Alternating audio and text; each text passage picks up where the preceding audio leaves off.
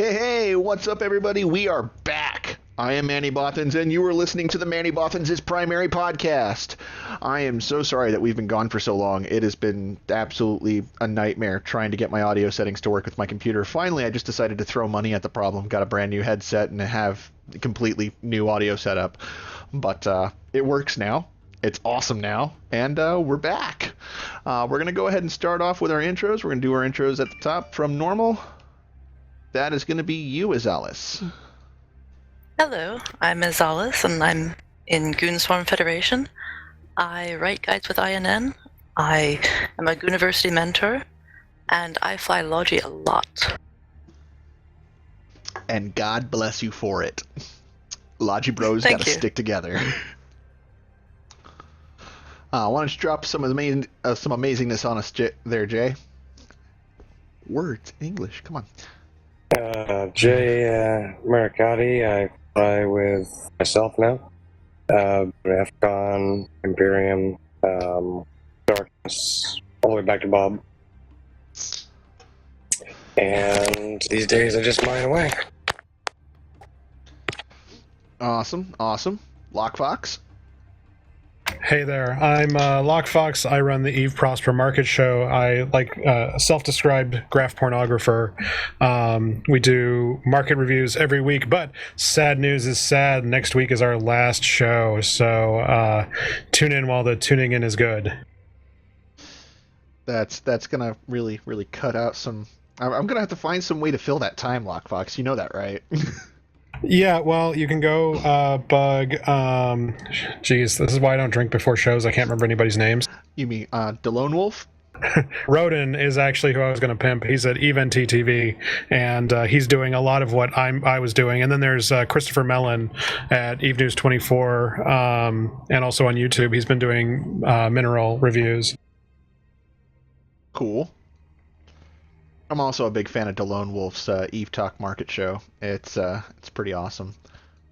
Well, the first one, and he inspired us to make the show in the first place. So yeah, we got to give him props. All right, Matterall, you're up next. I'm the host, so I always get to go last. All right, sounds good. Matterall from NC Dots, DICE Corporation, that's Destructive Influence, and also creative director for INN. Yeah, that's Imperium.news. Yeah. Awesome. And one of our old friends, Urziel. Let's go ahead and get an intro. Version 99, member of Multiplex Gaming, part of the Bastion, and oh, it's been so long. It has, and I am sorry, dude. I've been working my ass off to get money to throw at this problem, and now I have a nice new shiny Razer Manowar headset. It's super cool. All right, well, I am Manny Bothans, host of the Manny Bothans' Primary, recruiter with Maricu Enterprises, line member with Just Let It Happen Alliance, and we are no longer part of the Foxtopus Coalition.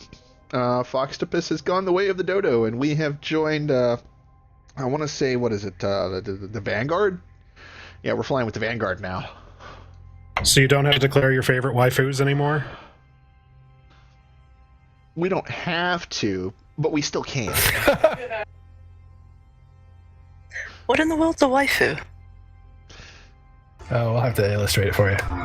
When you love an anime very much and you want to write shipping porn, you make a waifu. Interesting. I thought it was It's a body awful. pillow. Oh no! Well, there's dakiramas. Yeah, those you get a daki of your waifu. That's a subset. And then you continually work on it until it can stand up by itself like a real girl. Okay. Don't ask me how I know this. I thought you inflated. Oh no. No, The inflating is classiest way show too on. easy. Yes, the classiest show on the internet. Manny Bothans is primary, everybody. So it took me a while to figure out where your name came from. Oh, yes. Manny Bothans dies to bring you this broadcast. Because he said Manny, not many. Well, I tried using many, and Eve wouldn't let me do it, so I threw another N in there. I'd like to call it a spelling mistake over at Rebel Intelligence, but, you know, that's just me. And I'm a Mimitar, so actually being a rebel is a thing. I guess that works. I'd be more animated, but I have Glee going in the background, so I have to do more listening than talking. Can we get you to sing along? Oh, God. This is ratings gold, people. Please, please, I need Matterall karaoke night. This is, Definitely not posting that on Reddit. I forget who this is. This is, This is a safe place. We promise not to repost it everywhere. Fireworks? I'm not gonna sing Fireworks. Come on, sing Fireworks. No. Yeah, it's only going on you know, evepodcast.com, YouTube, and Twitch. It's not like it's going anywhere important. I've embarrassed myself enough that this wouldn't add to it too much. I'll wait till Rick Springfield comes on, then maybe I'll sing along.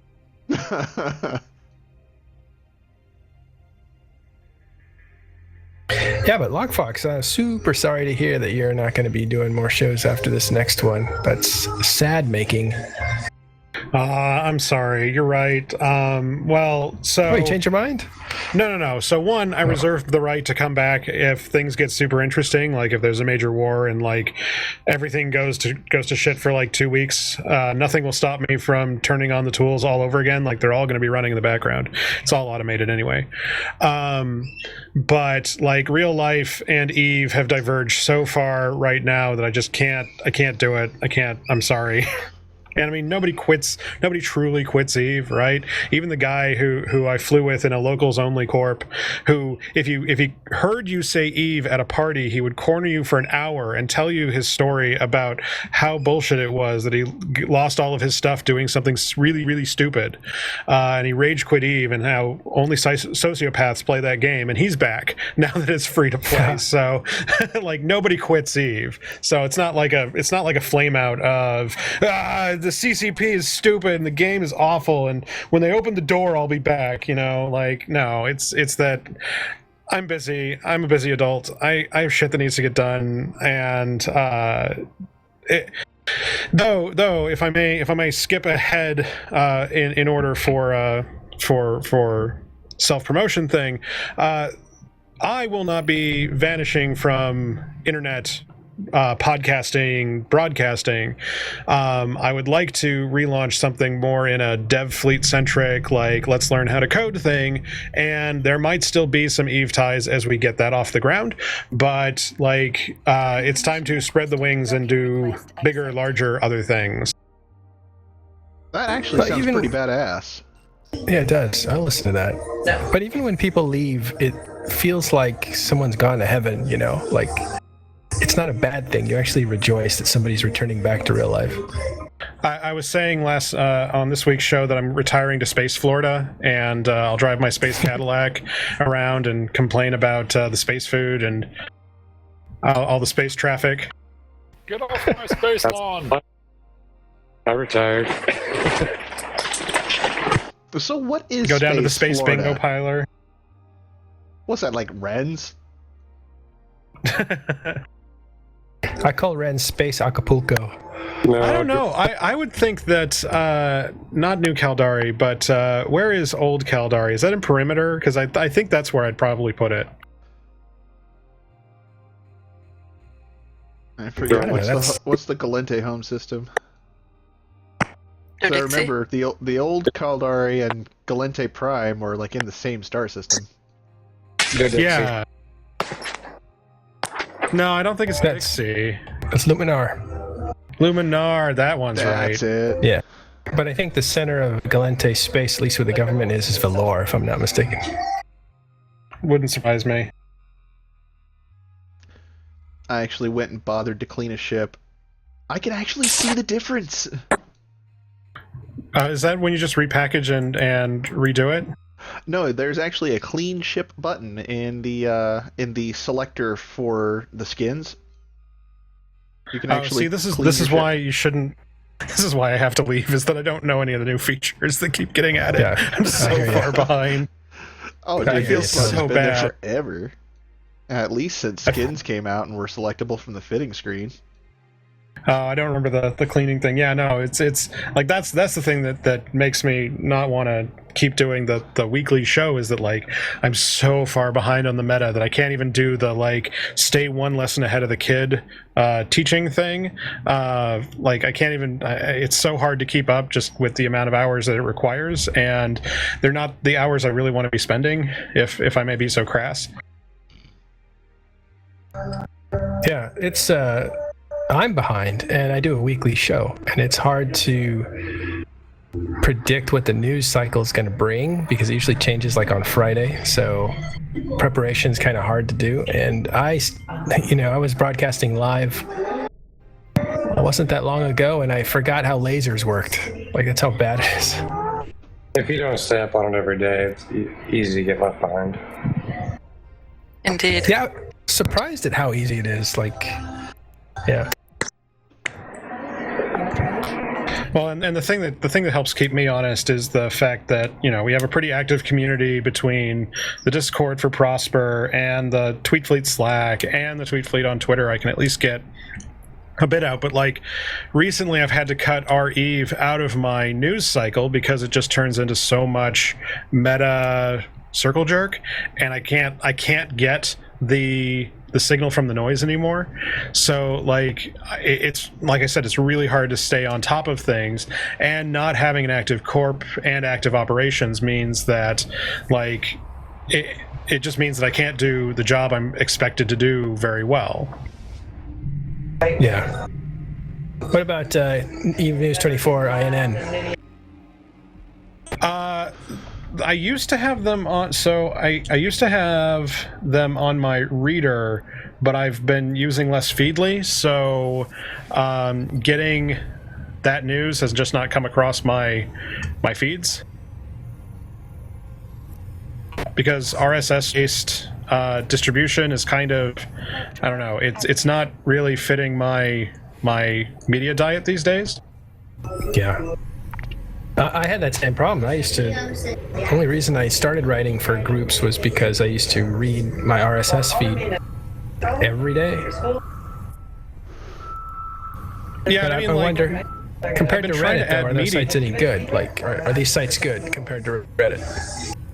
So I've been trying to add Medium to my diet, and they have a reasonably okay sort of articles we think you'll enjoy, which I've been enjoying, but that's because it's been leading me to more Python dev stuff, and a couple more things deeper in the political sphere that have been interesting. But like, it's just I don't know. It feels like to open up a old can of worms, is that when Google Reader was a de facto tool, as was the same time that there were hundreds of Eve blogs, and the aggregators such as INN and Eve News 24 and Crossing Zebras were really the minority, right? And it's been moving towards the aggregators' sites, which I don't quite bemoan, but like, it sure feels like blogging, quote unquote, has been losing its place in the media diet. And I don't know, maybe I'm just sort of out of touch and just a bitter old man who doesn't know what he's talking about, but like, it's been harder and harder to get the number of words that a lot of these articles demand through my feed when there's just so much going on. Yeah. I mean, I don't know. and that's been my chief rant against Crossing Zebras, is that the guys are great and they write good content, but oh my god, they have like a 3,000 word floor, and I'm sorry, I don't read. If you don't have me by 600 words, I got shit to get done, right? Like, so that might be part of why I got bitter and burned out. Was I was like, well, I mean, everybody I care about is writing at Crossing Zebras at the time, and oh god, they just don't stop talking. I don't have time to keep up. I'm just gonna cut it. Well, it sounds like they didn't get you at 600 words. Well, most of them didn't, and that's kind of why I have that limit personally. Like, we could spend the whole 2 hours of this podcast talking about writing style tricks that because I'm a bit of a freak about it, and I've over-engineered a bunch of this stuff for myself, and like an image after so many paragraphs kind of thing. Oh, absolutely. Well, that's because I write about the driest content in Eve. Like, I got to keep it sexy somehow, right? Like, if I want to tell you about why tritanium matters, and I expect anyone other than like the 3 or 4 dozen people in SEC Lounge to really care about it, I gotta like sex it up, right? What are you talking about? Titanium is sexy AF, buddy. Okay. So there's 50 people who care really much about tritanium, but like, there are so many people who just tune out when I start talking economics because they're like, I'm not smart enough for economics, right? Like, all of that market PvP is for smart people, and I am not a smart people. And I think that assumption is bullshit, to be completely honest.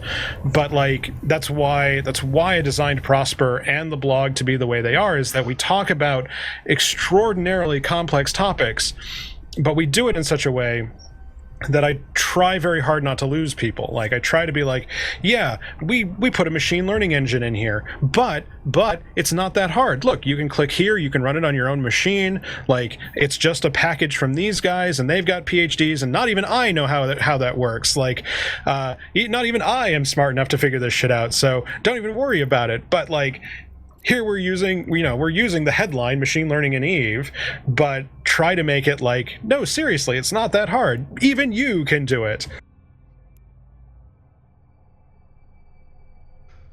Well, I wonder, because I'm always checking, are we, is INN, the site that I'm associated with, doing as well as the kind of stuff that was coming out when I was reading?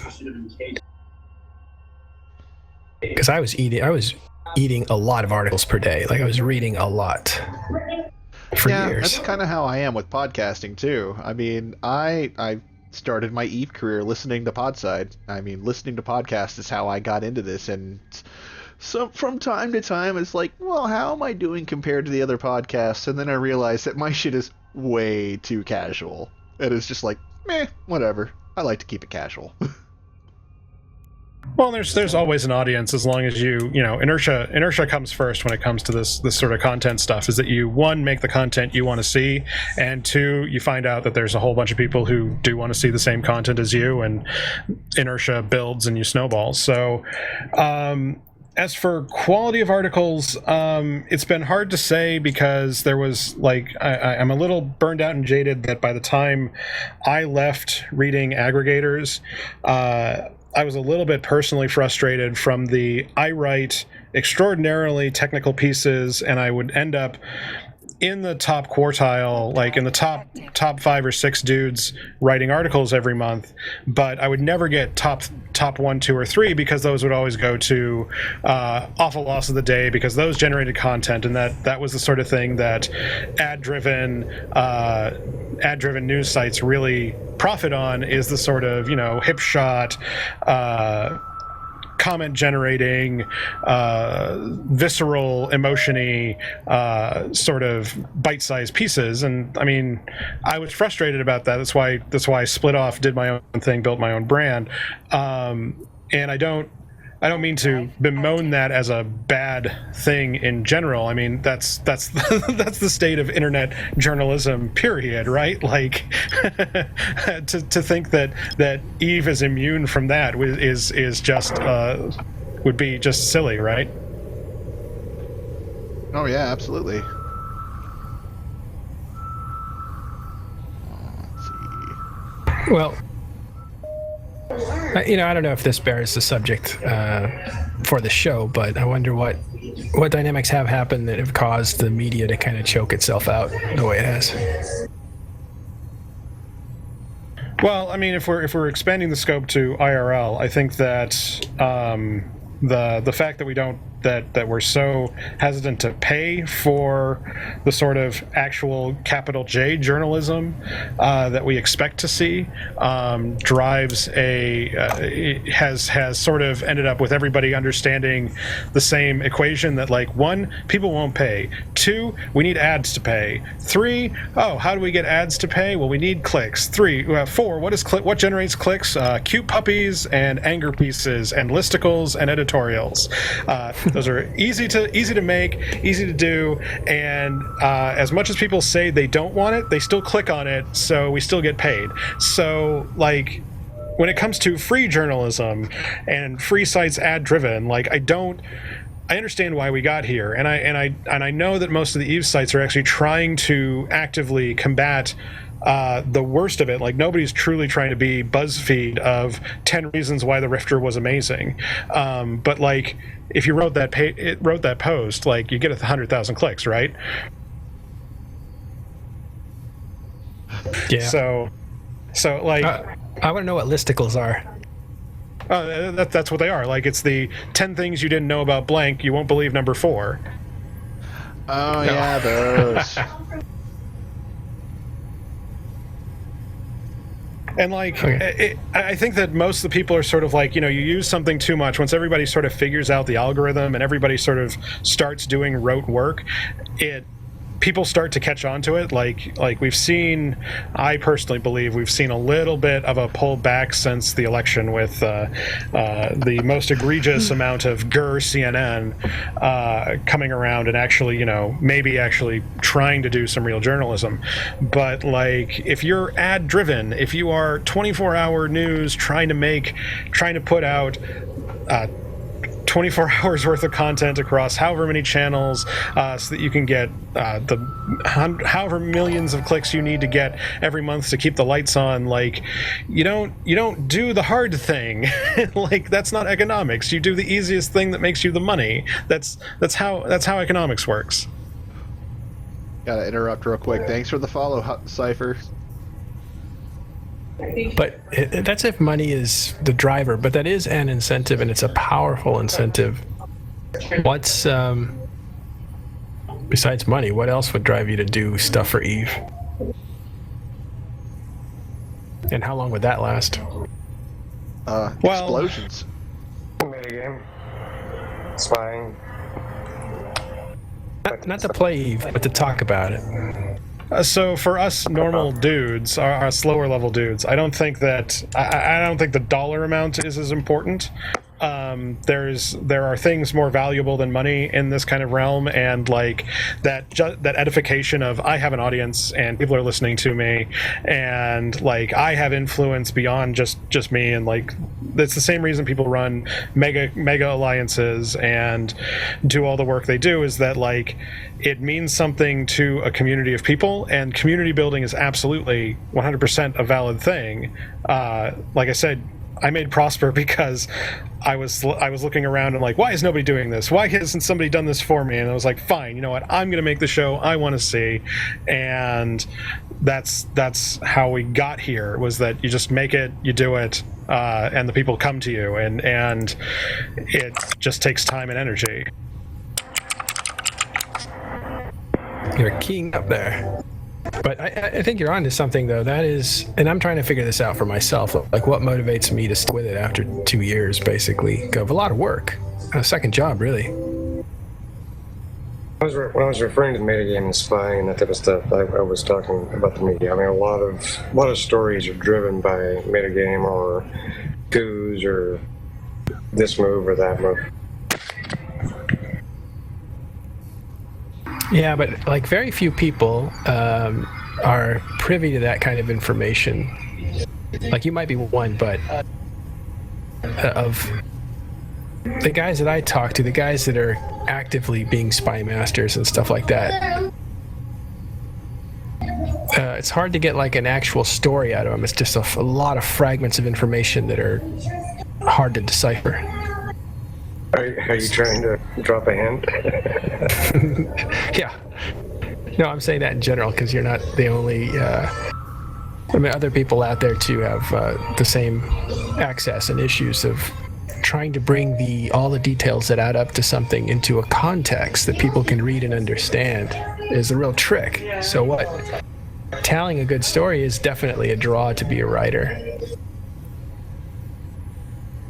But how long does that last once you get 3 or 4 of those stories out? I don't know. You probably have to go do some soul searching with Rivra, because I know she does the crazy in-depth digging and continues to just knock it out of the park. Yeah. I've done about 4 articles that were more like story driven, like the Brave story, and there's other ones that Reva and I wrote, Olivia, with a group of people, and there's other ones that are all there, and they all take a lot of work. And after like 4 or 5 of those, you're kind of like, I've kind of done this, now I need to do something else. Reva definitely puts stories together that are economic and data-driven stuff, because she's in that world constantly. And there's some interesting stuff that comes out of there, but I'm talking about like epic struggles between, some of the stuff that Seraph was recently putting out that stirred up a lot of other stuff. Like his initial stories were just terrible and inaccurate, or mostly inaccurate. But it caused a reaction of people saying, oh my God, I got to speak to this guy and clear up the record. And so you saw people like Elise Publishing. And there you got a huge story, and that was really interesting. But to shake those stories out, it takes something like that to happen, something like a bogus story to go out and people to want to correct the record with the actual story. Or people quitting. Yeah, people quitting and then, writing up their goodbye letter narrative that explains the last year of why they're quitting and stuff, I guess. I think people need an audience, partially. They're doing something, and if no one sees that, does that exist to other people?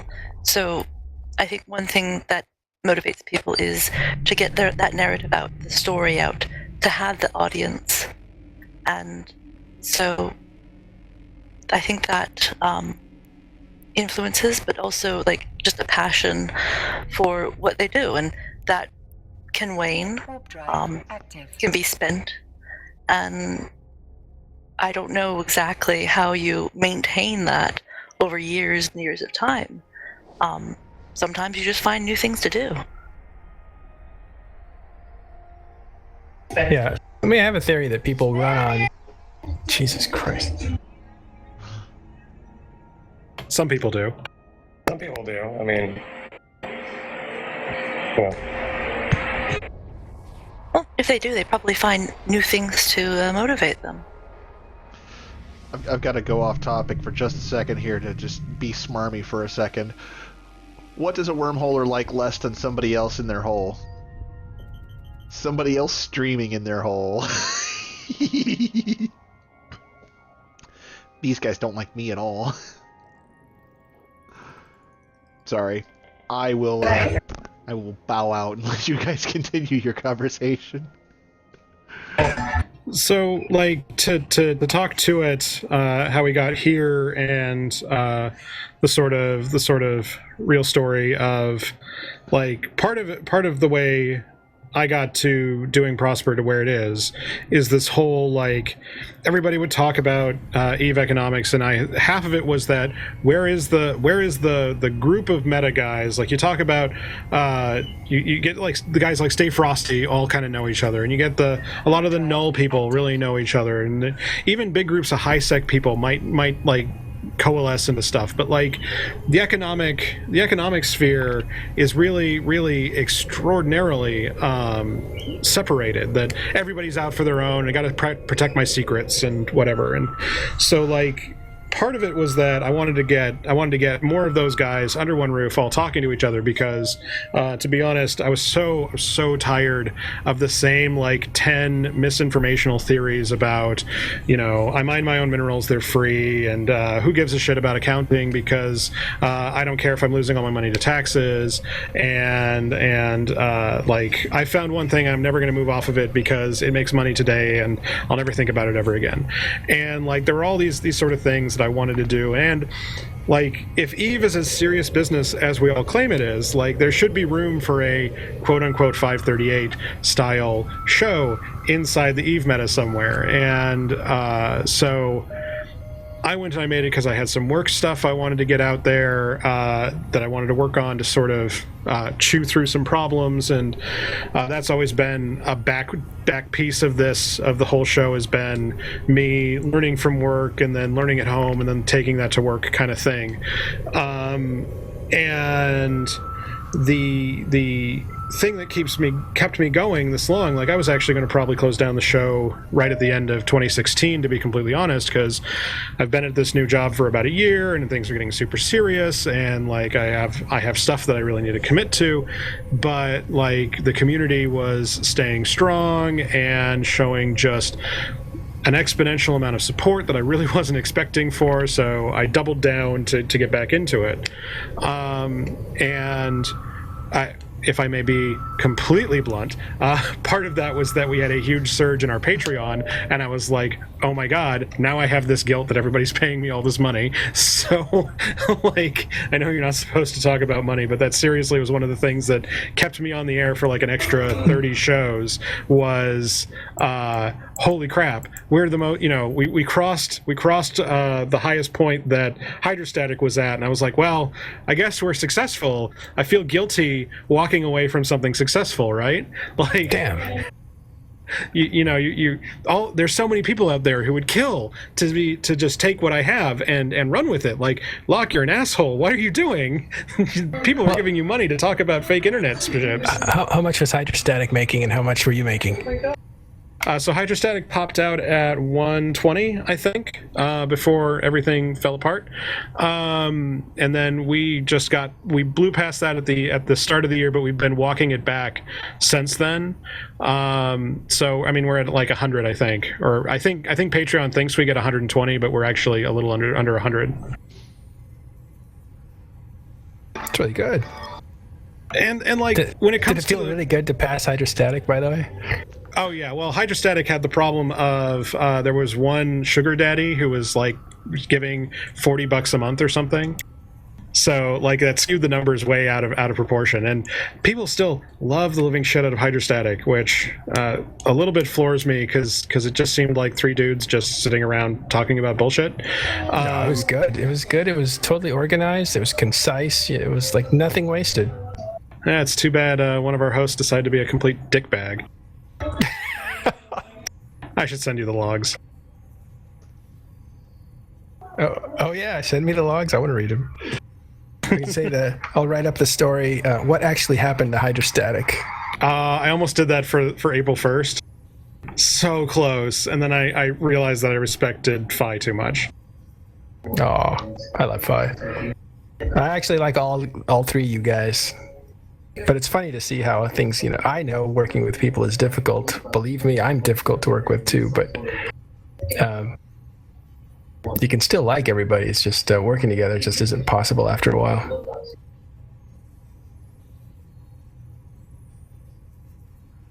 Yeah, it comes down to like, it's hard to keep the stuff going, and it's a certain number of hours, and like, honestly, I'm just gonna chalk it up to being, an adult of a certain age with a certain career that, like, I feel bad that I'm so pressed for time when we don't have kids. Like, I know all the dads out there and all the moms and everyone are like, you think you've got it hard, everything's all crazy, like you should try doing an infant or whatever. I'm like, and bully to you, but that's not my life. Just because you have children doesn't mean you aren't still busy.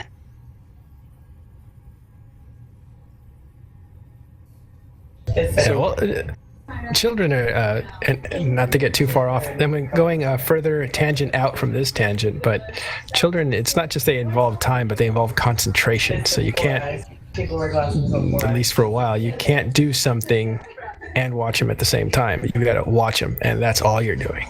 That's why you train them to run your fleet of multi-boxing miners. Yeah. That's exactly it. No, you don't get dessert until Daddy gets at least 300 KM3.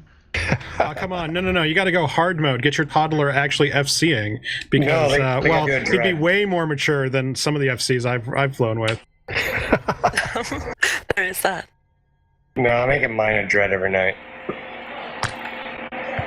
Child labor.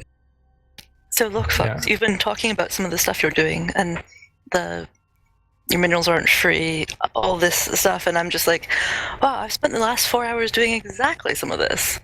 And I don't know, I'm just fascinated to talk to you now, so that's interesting for me. Well, Izzy and Jay and Lockfox are all, well, actually, Urziel too, are all industrialists or know a lot about mining in the mining game. So what do you guys think of the Rorqual nerf? I'd love to hear what you guys think. I think there's a much longer change cycle happening than just the nerfs. What would you mean? So my rant about this is a little tangential, in that. So I was talking about this at EVE Vegas this last year, where I was going around, and after the changes were announced, no one would believe me. That I'm like, no, you don't understand. Like, that's a lot of minerals, and when you make it that good, not only are the guys who already have Rorks doing it, but like 10 times more people are going to show up and do it, and you're going to get a lot of minerals on the thing. And so I like to say on the show recently that like no metric is evil. Like there's no one metric that breaks everything. So like a lot of minerals is not a bad thing in and of itself, not entirely evil. I'd personally like to see if consumption went up for all of that production. But like the idea, the plutonic idea of having like a 10 billion-ish super because minerals are that cheap is kind of an intriguing proposition. And like all of the nerfs that have come up to now, I don't hate them. I like most of them in the way they've been implemented, so that they're more quality of life nerfs rather than direct volume nerfs. But like we're getting back to a point where like pre Rourke adjustment and now is not that much different. And then I look at across the way at ratting incomes, and I'm like, dude, you are nerfing the wrong thing as your last chance out the door before summer break. And you actually needed high mineral throughput to tamper that high cash throughput, and you're going to get a 1-2 punch of fuck ups if you don't do something about it. So like I have complicated feelings. I think it's a lot different than that, actually. Back when they announced all the structures and all the modifications for nullsec and all the, we're pretty much going to have to replace every piece of infrastructure in nullsec, right? The next, say, 2 years. The mineral calculations on what it would take to actually upgrade, let's say, a 10-person, 1,000-man alliance, area is insane. It's in the trillions, right? So I think when they released the work, they were looking to significantly buff output, but did not anticipate everybody jumping in the work bandwagon as fast as they did. They thought people would ramp up about the time that they would be releasing the structures, and everybody would have to be mining in Rorks to keep up with the increase in demand. And I think that's where they screwed up. I think this is a temporary nerf. Yeah, so but the structures are like 1/4 material, 1/4 minerals, and 3/4 PI, right? Like just in a cartoon back of the napkin thing. Mm-hmm. And Rourke nerfs don't touch the 3/4 PI part of the equation. PI is still annoying and wrist breaking. No, but the raw minerals are going to be insane. I mean, for a small little alliance, say 1,000-man with 10 systems, I mean, you're looking at well over $1 billion. I mean, that's... Yeah, but you're talking about a trillion ISK, right? And ISK is not trit, is my point. Is that, yeah, it's going to cost you a lot, but the fact that it's 3/4 pi means that your dudes can be leveraging more assets than just asteroids, for one. Two, ISK is getting cheaper and cheaper with the way things are going. So, like, that trillion ISK is getting quote unquote easier to generate. I understand that on the ground, if you're not Goonswarm, I am wrong.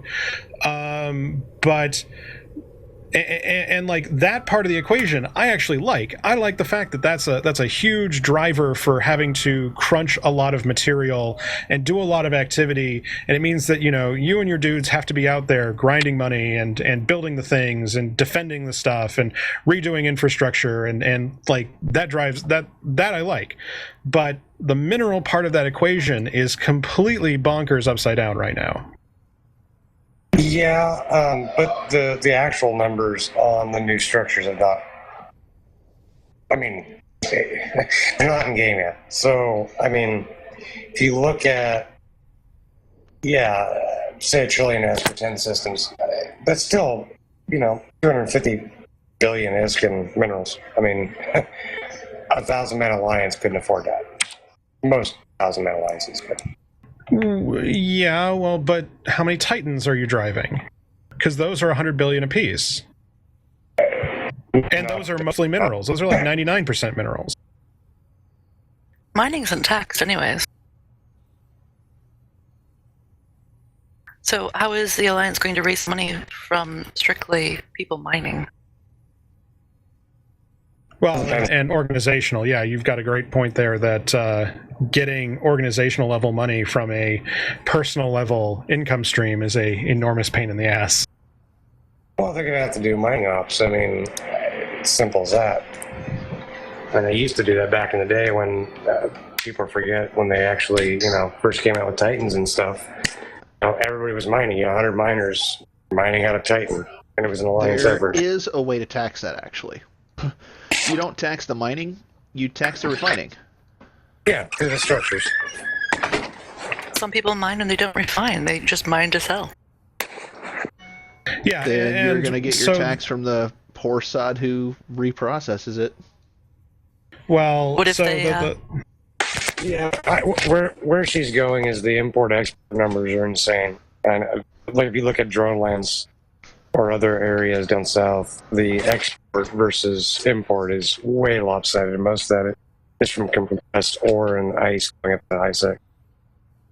Well, so you should be expecting large amounts of ore. 50-50 split between what's mined and what's exported, ore-wise, essentially. That balance might be a little bit sideways, but that's sort of the cartoon again. And the taxable income at the higher levels means that you do need to get creative. So there are things like you can run. Most places are running buyback programs, so they're keeping the minerals in nullsec in a raw form and driving stuff through a super capital production operation, which means that a lot of that Rourke output stays in nullsec. Goons are pretty famous for having a incredibly vertically integrated industrial system that is buying and selling and running an economy all internally. Well, that's why they're producing more than to be combined. But and for the more casual alliance, I mean, you still have to be talking about that. Is that okay? Well, we might have taxable income on radders and perhaps PI, but if we need other income sources, well, then we need somebody doing the work that is leveraging the rest of our assets, which is corporate buyback programs that are reasonably fair, getting money on the jump freighter network is another good place to be making a little bit of extra cash for that kind of stuff. And it takes a lot more extra integration to do it. Like the mechanics don't just give it to you. But you have to build systems. One more time? I said no, you have to build systems.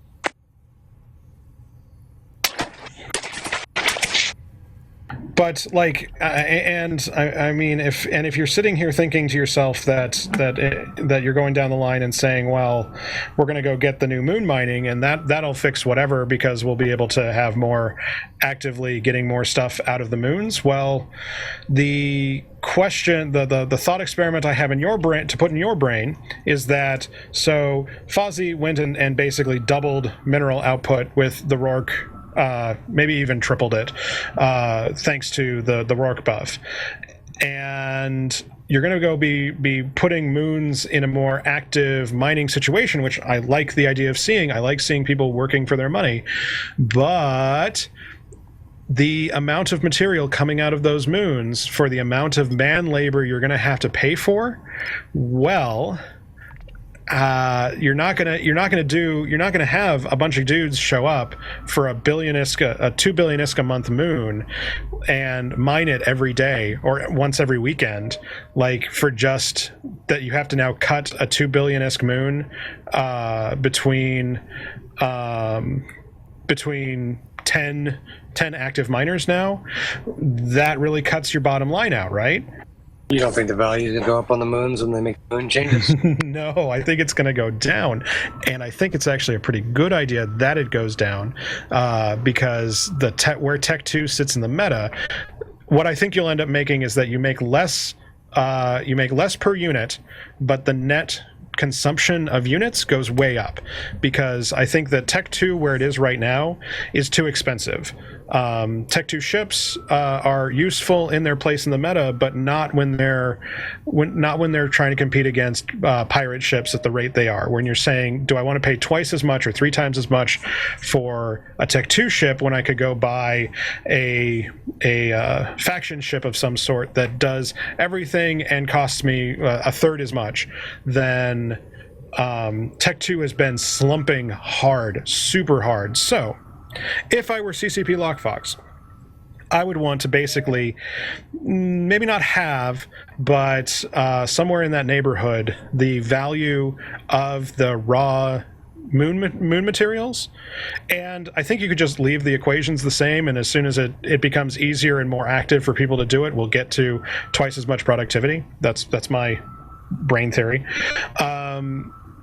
But by making Tech 2 disposable again and competitive again, I think that will drive total consumption way up and make it so that everybody actually does get paid for the work that they do. Well, not to mention, Tech 3 nerfs. Well, Tech 3 has already got pretty hard kicked in the balls. No, what I'm talking about is the nerf that they're going to do to it, right? I believe that's going to hopefully make a lot more Tier 2 doctrines viable. I mean, AHACs, right? I mean, they're worthless. Just go with Tier 3.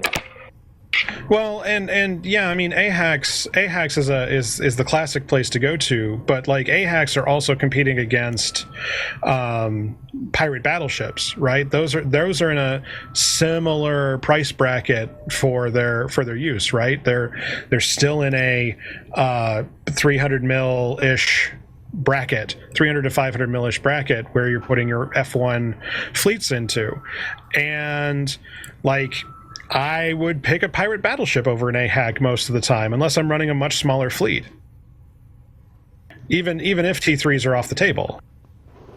Honestly, that's because there's not a whole lot of good bombing groups out there, to be honest.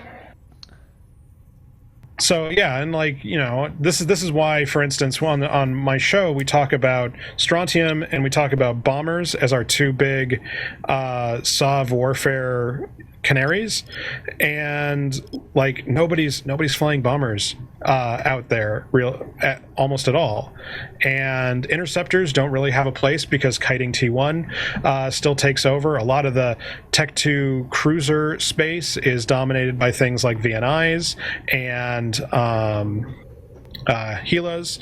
So not to mention the resurgence of the Mortis Legion ships that are getting back in the meta. Like, you just don't hear about Tech 2 getting consumed the way it was. Like back in OTEC days, Tech 2 was the top of the heap, and you flew it or you lost. And I don't think we should be back there, but I should definitely think that you make an active decision between getting those, paying 20% more and getting that 20% more and using those extra skills. Like that's kind of where I want to see it.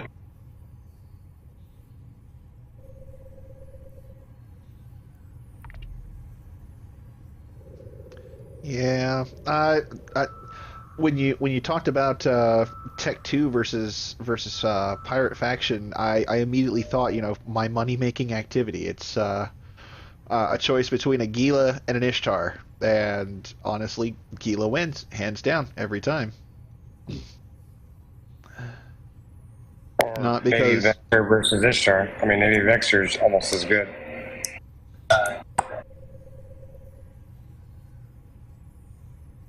But yeah, it's a no-brainer right now, and if they could do something to reduce the cost of an Ishtar, I would definitely fly an Ishtar over a Gila.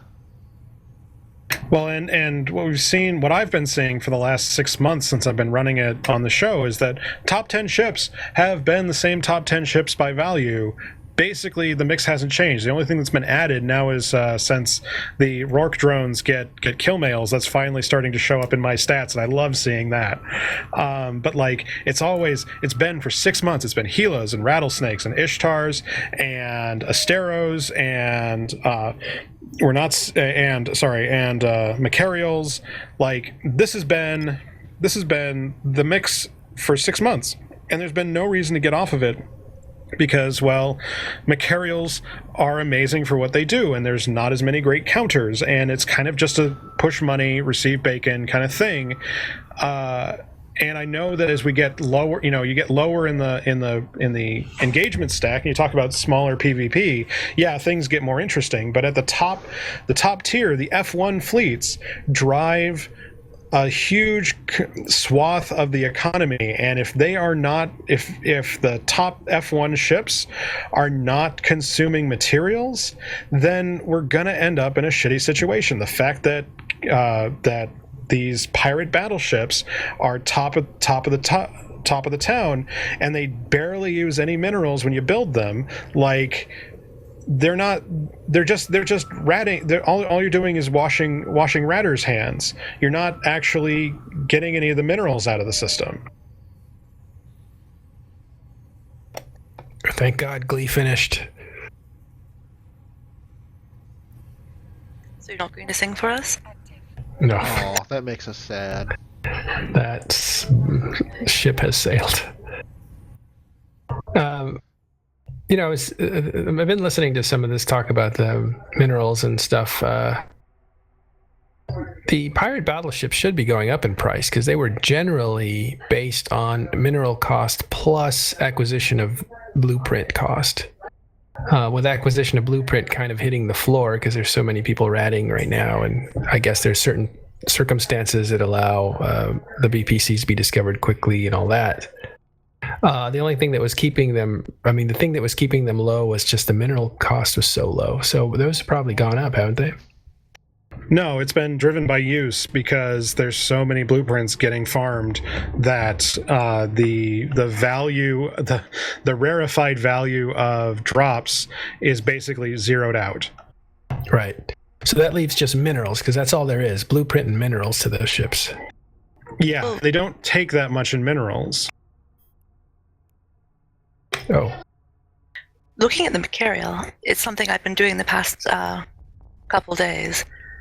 I've taken the market data from, I think it's Eve Market, and I've been placing the spikes in the data for a whole bunch of different ships that are used commonly in doctrines with dates of large battles.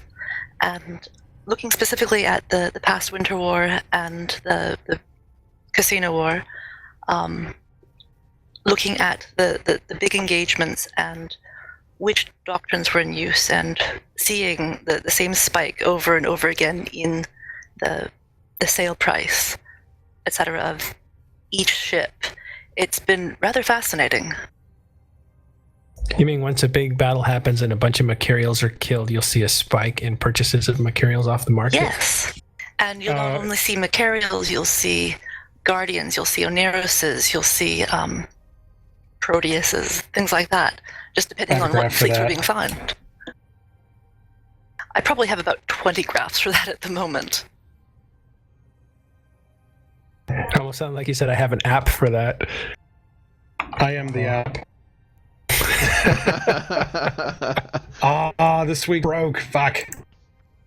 That's an expensive graph to make. Well, I think that if I'm not mistaken, that's about 190 to 200 million in minerals per pirate battleship. Is that about right? Anyone? Wait, how I've been much? pegging them at 300. Oh, 300 million? That's some minerals, isn't it?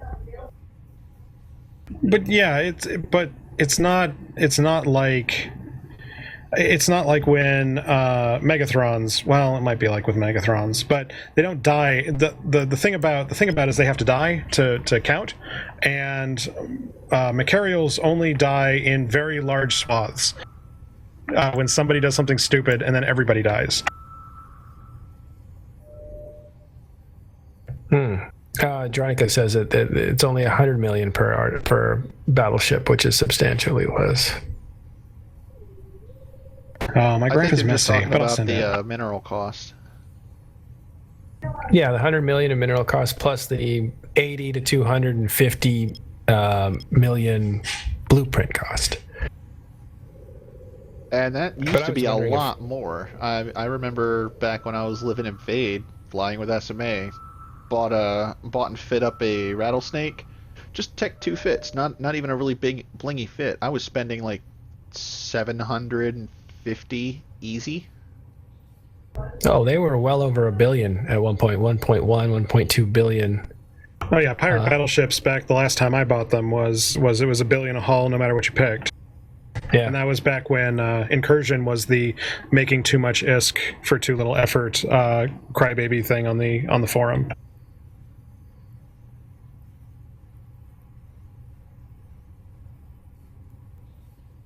Well, I haven't looked at the minerals on the market in the last few days, but have they gone up dramatically?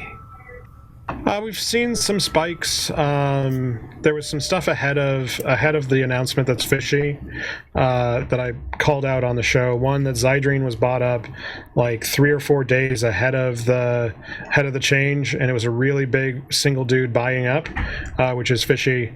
And then Pyrite lost its fucking mind for no good reason about a week ahead of the changes, which is extraordinarily strange. It went down or up? It went up. It went way up. Despite because last time I saw it, it was way down. Yeah, so everything is essentially way down, and we've seen some reversal in some of the spots, but like there was a big price spike in Pyrite just ahead of the week before the announcement, and I'd love to call that one hinkiness, but like I don't know how to call that one. Now, who are these guys? I'll look into them. And then I know Fuzzy Steve is shooting me glances about stop saying that we're leaking. We didn't get the information in time. It's definitely not us. And I'm like, well, I mean, the shoe fits. I mean, I love Steve. I love Steve. I don't think Steve leaks. Like Steve is a paragon, right? Like Steve is incorruptible.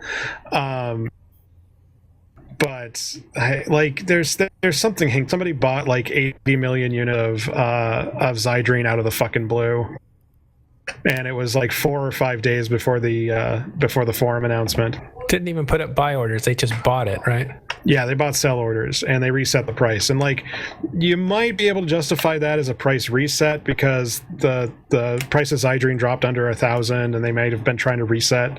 So it might actually be nothing. Like, this might be looking for patterns when there are none. But like, it's kind of my duty to call this shit out, seeing as we do a data science show. So I'm not going to say for certain that like, oh, definitely so and so Arth is playing 7th dimensional chess. I'm like, no, this is fishy.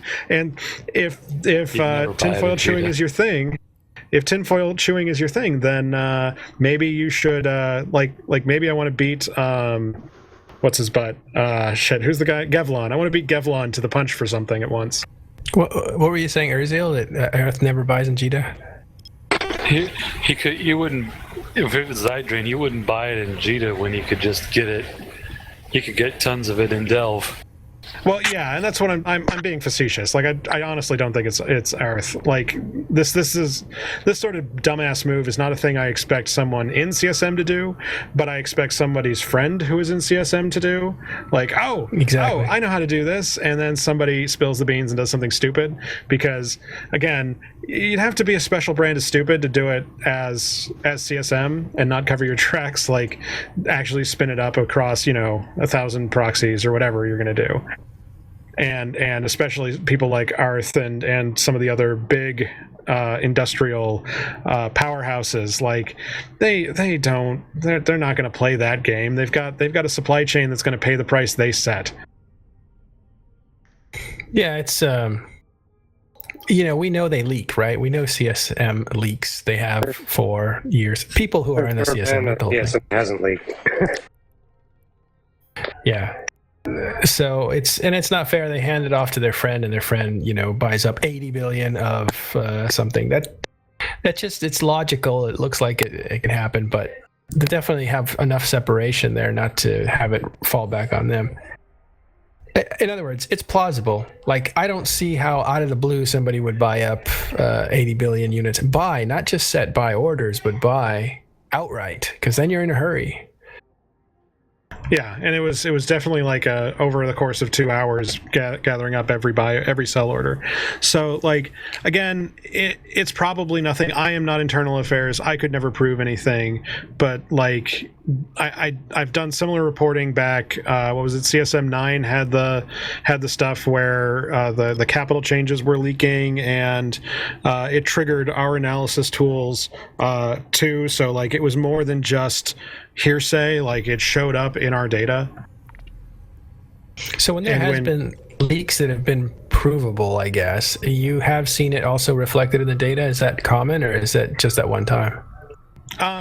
So it depends on what it is and how it moves. But so, like, we have statistical tools, and one of the things, for instance, that it can do is it can pick up the changes in drop rates for things like that are high in the meta. So those are like your pirate equipment and your faction dead space stuff. I can see basically every time they change the loot table. And it doesn't work so well for the bigger stuff, because the bigger stuff has a lot more stuff moving in it.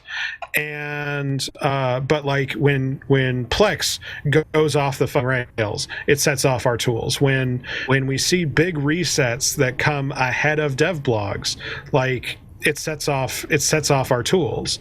And I usually wouldn't, I'd usually just chalk it up to externalities, but like sometimes you get a flag, like I can't see a flag within 48 hours.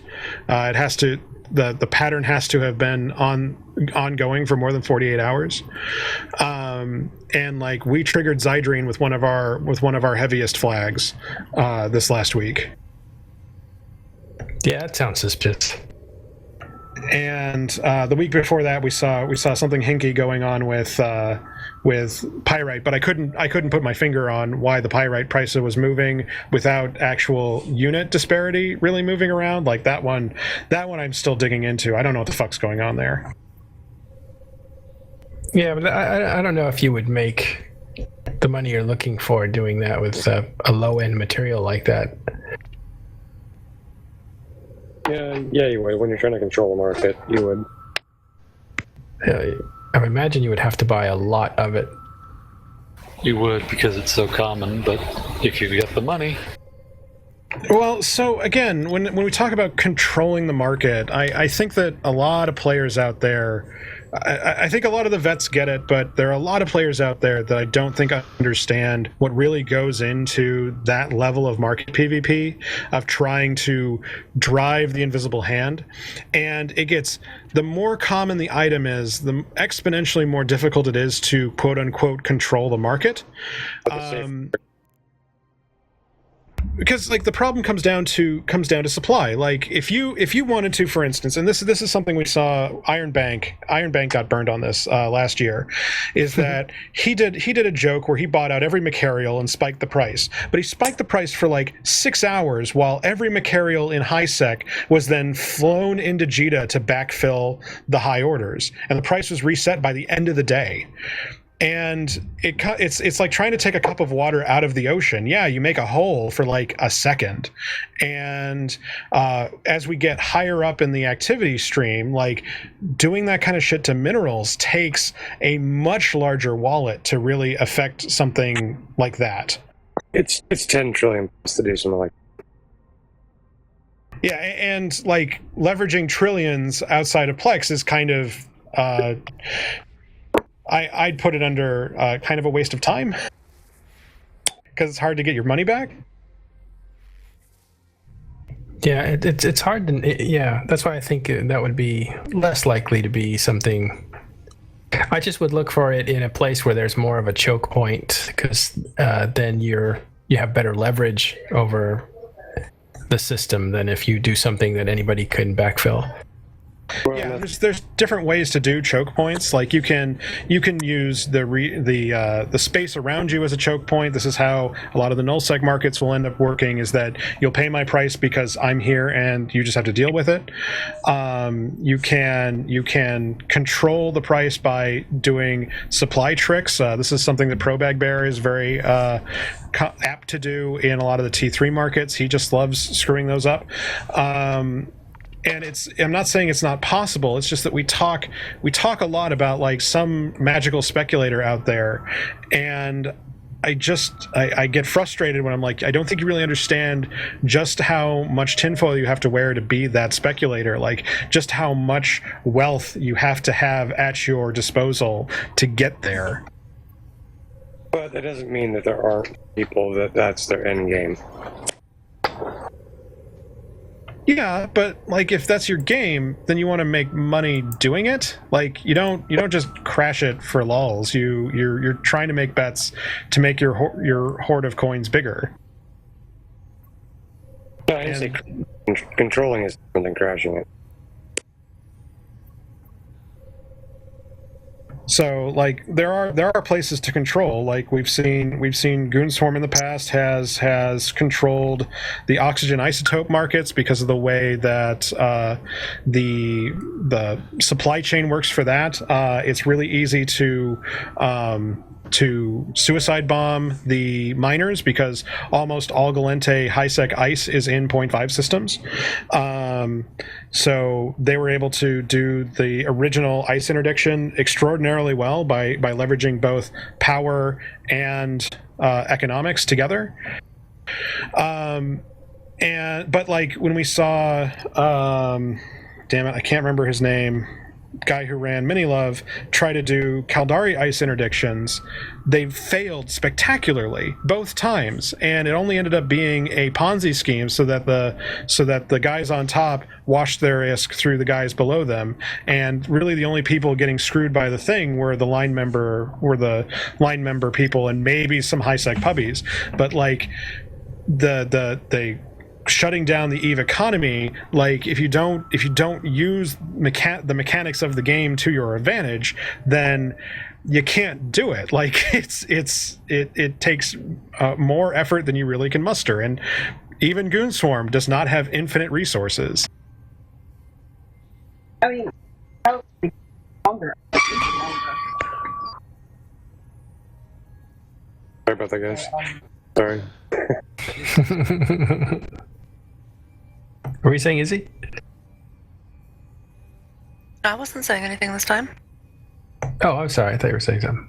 I think it was a female in Jay's room. Oh, okay. Yeah, that's what I was saying. Sorry for. Oh, that's okay. I just heard that giant robot noise. So, Well- like, I just try to caution people from getting too much on there's some shady shadow broker driving some economy thing. Like, most of the time, the people who are doing that are just shooting themselves in the foot. 99 times out of 100, they're thinking there's some fucking master planner, and actually all they're doing is destroying their own margin. Depends how they're doing it, but that's a very long conversation. And like I said, it's possible to do. It can be done when you have a little more control and you have you balance the scales in your favor. So you try to do it in a low sec hub or outside of JITA or in your null sec base of operations. Like, you leverage some competitive advantage, and you leverage something between either you have a bunch of money or you have a bunch of time.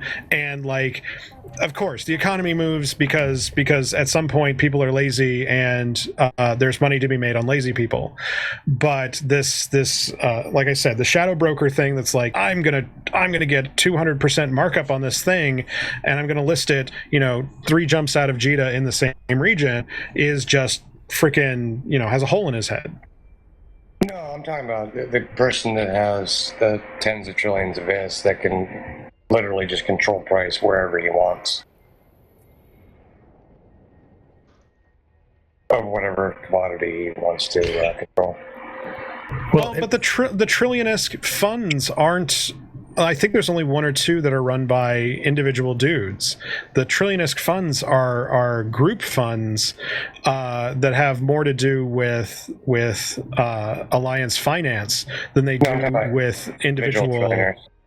Yeah, the only individual I know who likes to specifically hose the market is Probag Bear, and he just does it for the lulls in the T3 market.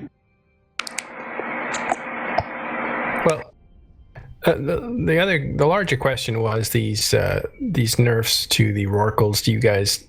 You may have answered this. I don't remember. Do you think it's going to keep the prices of minerals going up and up?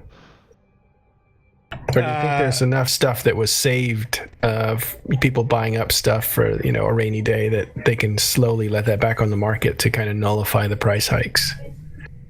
I think we're going to see a slide up 10%, but I don't think we're going to see pre-boost prices. I don't think there's any reason to see pre-boost prices unless they adjust the Tech 1 BPO mixes again. I mean, one of the things I think right now that might drive it is the Cold War that's going on.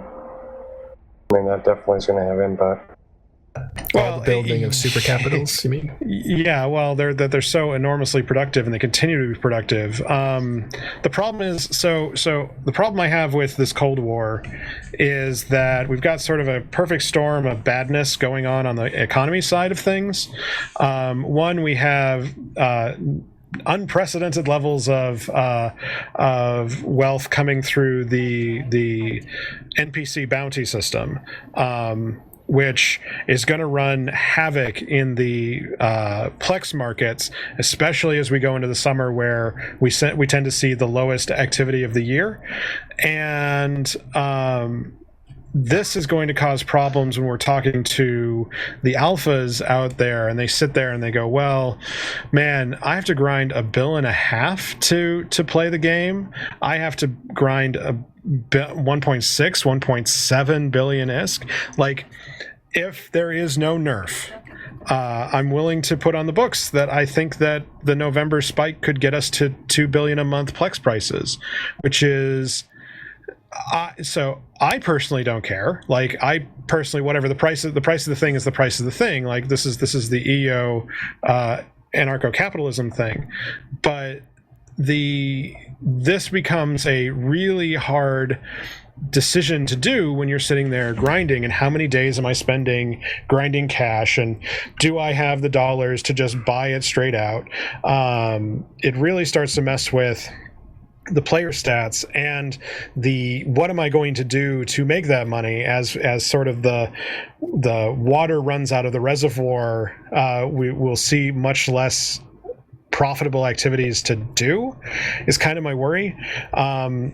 and I think like the price of the price of minerals I think is going to come back okay enough that our mining minimum wage will be fine. Like it won't be great, but it'll be enough. But without destruction, man, like we produce over 3 times more than we destroy, and without an active war, without anyone sov grinding, there's just nowhere for all of that productivity to go. Sounds bleak. Yeah, that's my bitter vet thing. Like, if I were going to go do the rage quit thing, I would have a soapbox to stand on about how we need to like remove 20% of the sanctums or something.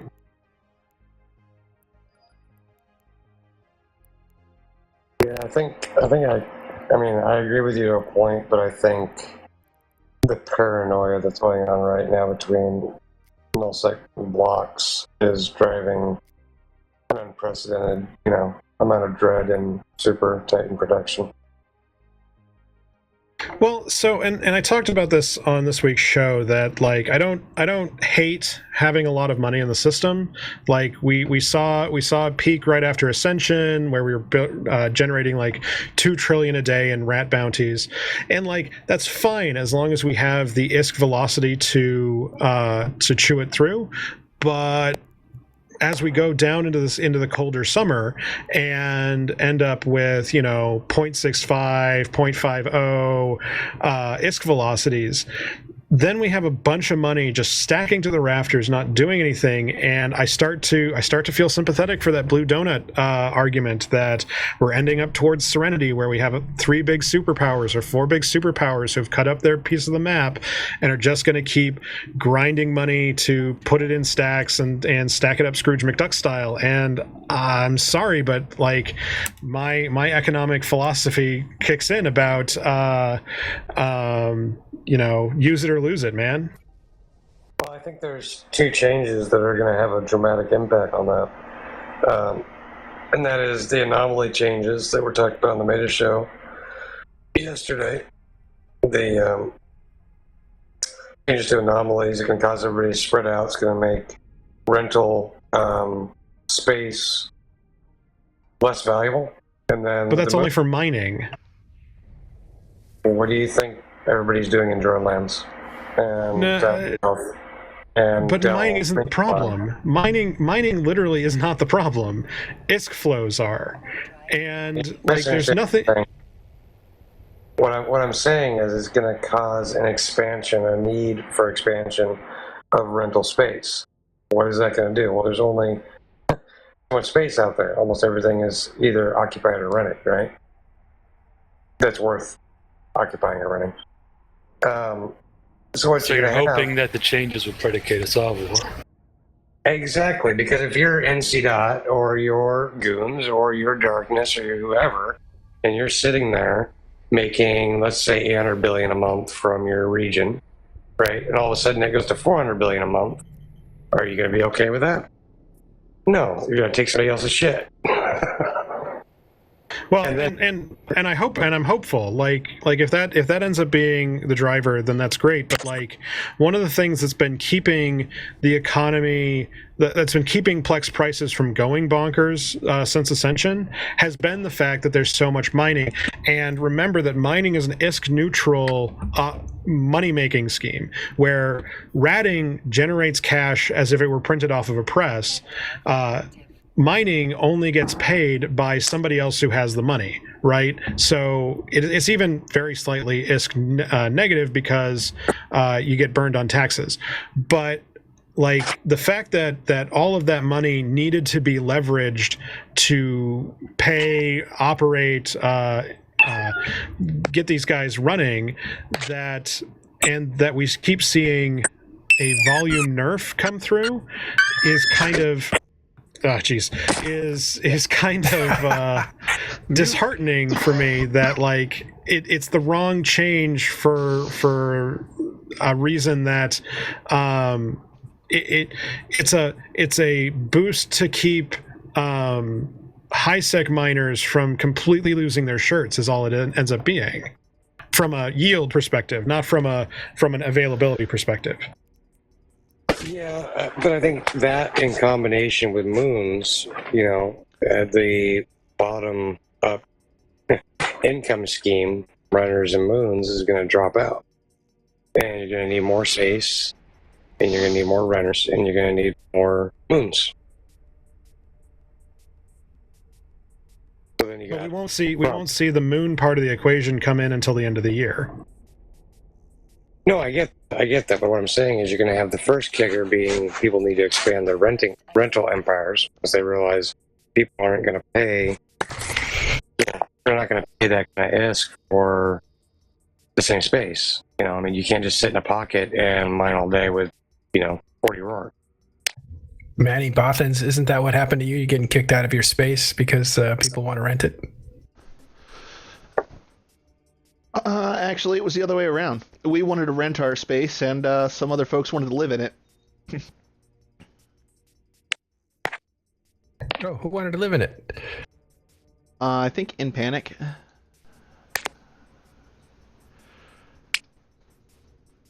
I'm a little bit behind on exactly what's been going on because I've been all kinds of busy. It sucks. I wanted to fight in all these battles, and I'm busy, talking very old people on how to troubleshoot their internet connection. Yay. Well, so Matt, you can talk about it. I mean, NC Dot just took a region, fixed their rental on. Oh, what region did they take? NCMPL. Took what? They're in Tenal now. Actually, they're living where we used to live. So In Panic wanted to move in, but NCPL has it now? No. Yep.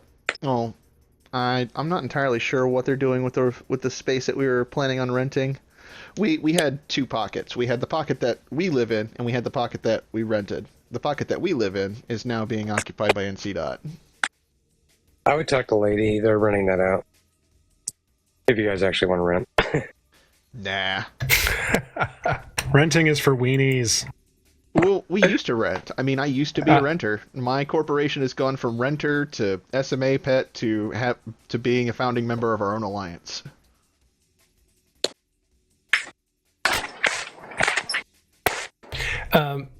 Yeah, even if I knew from being in Lady Scarlet's corporation, I wouldn't be able to say outright, but if it's public, then I can talk about it. Yes, it's public. You guys steamroll the region in one night and going to rent it out. There we go. Yeah, there it is. Is it Tenal or what region? Venal, isn't it?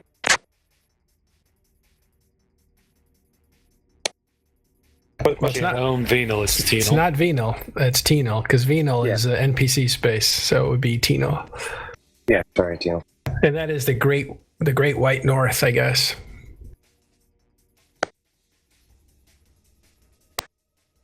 But if you look at all the rental empires, they're not going to be able to generate this that they're renting, that they're getting. So, I mean, they're going to have to again with those changes. Because most We're just hoping. Well, most runners are supported by, super cap or production or building citadels or caps at least. I didn't think renters were allowed to build supers. What do you think's happening in Dronelands? Well, I mean, yeah, I'd hope that. Yeah, I'd hope that if I rented it, scan supers as rental payment. Oh, I'm getting it. Okay, that I thought it was the control of you couldn't sell them on the open market, but that makes sense. Yeah, you have specific people that you like. I mean, there's different groups that have specific people they're allowed to sell to, or like when Lady used to run Northern Associates, she would control the super transfers, for the most part. I still love that supers are treated like nuclear weapons as far as who can and where they can go.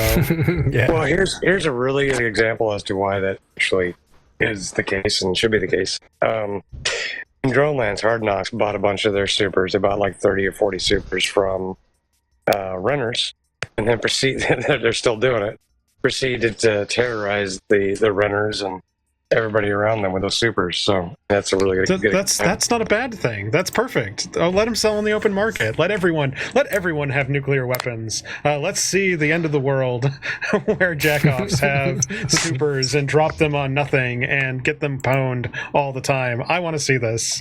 Fallout Eve Edition. Yeah, you got to remember this is Mr. BR all the time. Every asshole should be able to have a 10 megaton weapon if they can afford it. This is space libertarianism. Well, after all, there's no fallout, right? So. Yeah, all there is the tears of the person who got killed and the unending laughter of the people who blew him up. See, no, everybody wins. Everybody wins. If every man, woman, and child has a super, then Eve will be a better place. And then they blow it up, and then they all blow it up, and we build them more. Exactly. The wheels of the economy keep driving. Like, sell them on the open market. For let the competition go so that the prices fall and every asshole can use them and they end up being part of the escalation chain, and then we can finally nerf their EHP. Wait, no, don't listen to that last part. A super caps OTO in every null-sec system.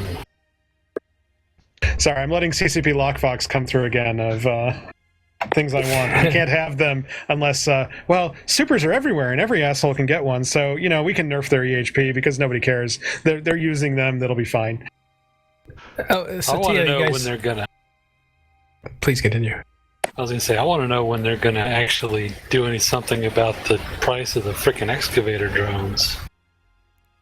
No, they're fine. They're fine. And the fact they generate kill mails is even better. When you've got people sitting in camping belts just to bomb the excavators because they got no balls to actually fight the rock wall, what does that tell you? I think that's a wonderful feature. I think that puts the risk and reward between farmer and wolf just where it needs to be. How many rorks do you fly again? None, because I play graphs entirely. Yeah, I took the roll call skills out before these changes came, and you know what? I'm having so much fun saying I was right. Wait, what did you do? I pulled the rock wall skills out of my character a long time ago because I didn't want to see rock walls get changed the way they were. Because I knew that CCP would inevitably fuck it up. 2 nerfs later, guess who was right? I mean, you're still looking over, 2 holes, what's the output? I mean, it's not bad. So without tanky there and how scalable there. Yeah, and but this is the age-old debate between farms and fields and the killers who want to raid, who want to be the Huns, right? Like, nobody wants to be the bitch in this particular situation where, the farmers, nobody's going to farm for 5% better than high sec if they're just going to get murdered by every roving horde, right? So I think that mechanically, the Rourke changes are doing their job in a way that gets miners out in space doing work that puts them at legitimate enough risk where both sides have a choice of actions to do to protect themselves or to get the kill that they want to do. There's actually some play. Either side can win if they're doing things right. But when it comes to mineral throughput balance, I continue to take Fozzie to the mat on this. That I don't think he really thinks through what the steady state requirements of raw materials in the game really are. And I've been complaining about Isogen for now almost a year because when he buffed Amber, for instance, we saw the Isogen mix get completely screwed up. And the raw ISK per hour from mining, that, where it is, that it's in the toilet is kind of by design. There's nothing, it's not in and of itself a bad thing. The market is driving what the market expects. This is working as intended. But the fact that we haven't seen consumption drive the prices back up again to meet those new supply demands is part of the problem, and it comes down to the proliferation of faction equipment in F1 fleets. It comes down to supercaps not dying but being at least built, so at least some of those are getting used. The only people who really suffer, the real victims of a low mineral price, are basically alphas looking to get their minimum wage work in high sec. Well, I mean, you're looking at different categories of miners. I mean, your hardcore miners are going to use rorks until they become, a whole less. Just simply, you put 60 rorks in a belt, you better bring a dread fleet if you want to take my fleet out.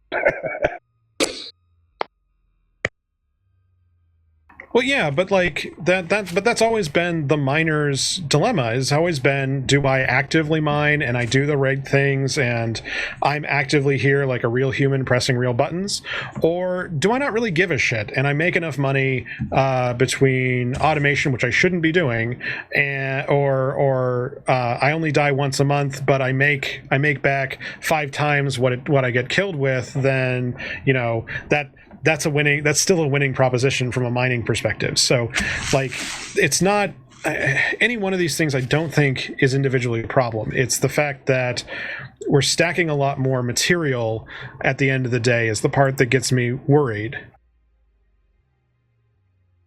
That it's not getting consumed. I mean, I wouldn't be worried. I mean, you got to figure that, with this proliferation of dreadnoughts and supers, I mean, you saw it, this week, right? You saw what tested to PL. I mean, that would have never happened if it wasn't for, I don't think, if it wasn't for this, just huge surge of supers and dreads being, stockpiled.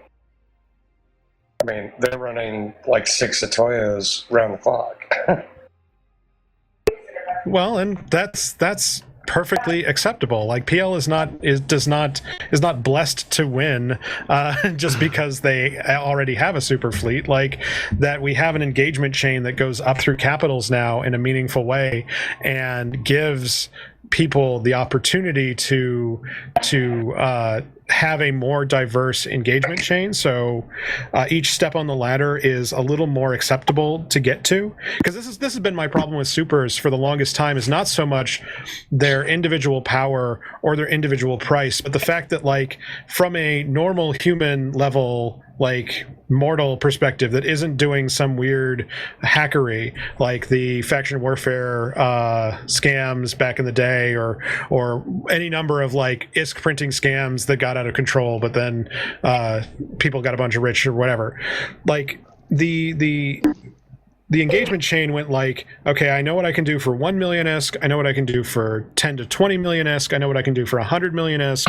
I know what I can do for 500 million ISK, and 1 billion ISK is when I start talking about capitals. And that sort of tops out at maybe 2 billion ISK for like normal fleets without going completely nuts.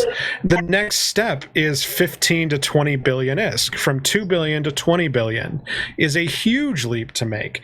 And it's not a trivial loss to lose something when that's the leap that you're stepping from. But if we go from the 1 to 2 billion ISK step to a 10 billion ISK step, well, that's not nearly as egregious. And if I don't have to go through a honorable third party and do all the bullshit of getting that stuff set up, then this becomes just another tier in the engagement ladder for me, and I can take my space wealth and I can slot myself in, and we can use that level more readily by more people. Not kill your subject, but I want to kill your subject and ask about mining. I want to talk about mining because we have Izzy here, who actually did the lion's share of the writing for the mining guide that INN put out. It's a tutorial. It's pretty cool. It's like 7,000 words. I was told it comes in around 18,000 words, actually. Ooh, I don't know if that's accurate. Way to lowball that figure there, Matterall. I'm never going to get through that. No, I read it. It was pretty good. It's quite readable, I think. Wait, did you say 8 or 18 or what? 18. 18,000 word guide. Wow. That is what research hope. With some great pictures. There are excellent pictures there. Those pictures were taken by Rose Knightley, who's a INN photographer.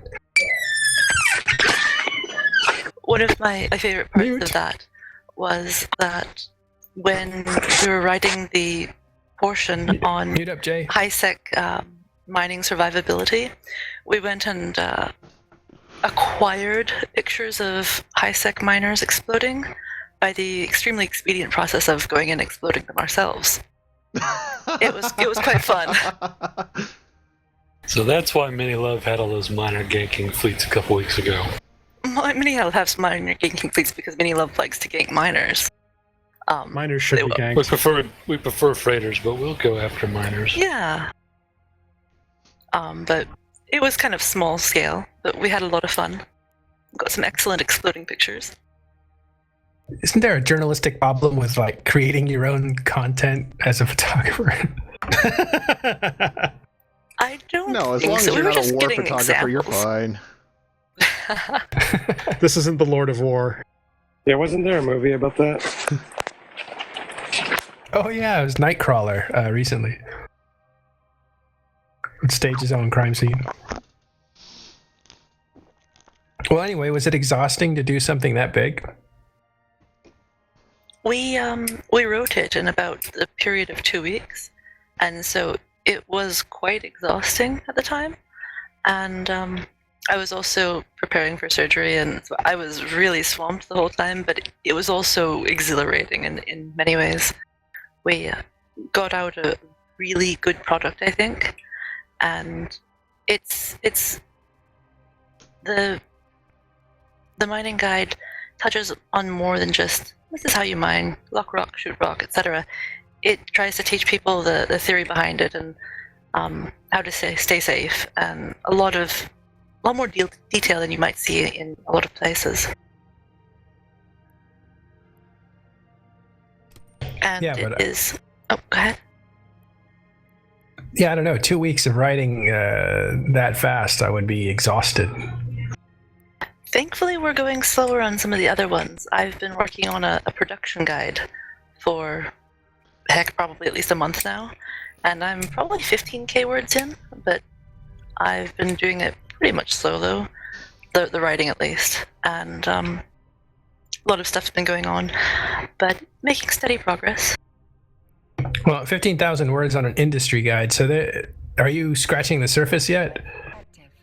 Well, I have a section on the industry screen walkthrough. It goes through the top portion of the industry screen, and then the 3 tabs at the bottom. And that's about 5,000 words and 30, 40 pages with pictures on Google Documents. And then there's a section on the facilities you use for industry. And that's pretty hefty as well, and I'm currently writing something that I call supplemental topics. It has a lot to do with markets, and I've been working on a portion that, like I said earlier, will help show how EVE events influence the market. But we just also work on things about how you choose what you make, because making something's relatively easy, but making something that'll make you money, not as easy. And so they're not necessarily strictly production, but definitely important for someone who actually wants to produce things and make us doing it. Yeah, it's a huge minefield that I get asked like every week about how do I do the things, and so I'm excited to see a more in-depth guide to beyond what maybe Eve Uni covers as just the mechanical side of the puzzle. I mean, we're definitely don't going lie to. to us. You're excited to be able to just link a document and answer the question. Yeah, a little bit. I have to say, being able to link the mining document, because I wrote good parts of it, and then it was a while before it came out, and I was like, well, people are asking questions, and like, I wish I could just link that, because it's right there, and we just wrote it. And being able to do that now and it's being used is really awesome.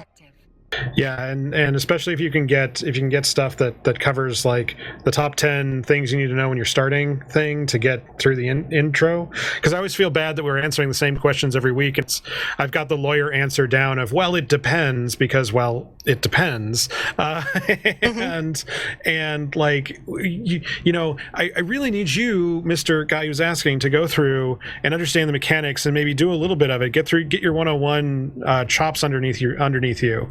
And then let's talk about how you take that basic thing and turn it into something amazing. Like that's where I feel like I shine for giving advice. But this whole like how I make money, senpai, is kind of like, well, you send me a billion ISK and I promise I'll double it. Do you by any chance hang out in Jita a lot? Exclusively. Do you have an alt named Spaceship Barbie? No. I call it the Prosper deal. You can absolutely send me a billion ISK. But we do have a bottom. You can't send us less than $1 billion. We are no pores. You gotta spend money to make money. Actually, I've never ever had anybody take up the joke, but like... I think I know Spaceship Barbie, by the way. The guy who flies her, I think. No, not Spaceship Barbie. It's Princess something.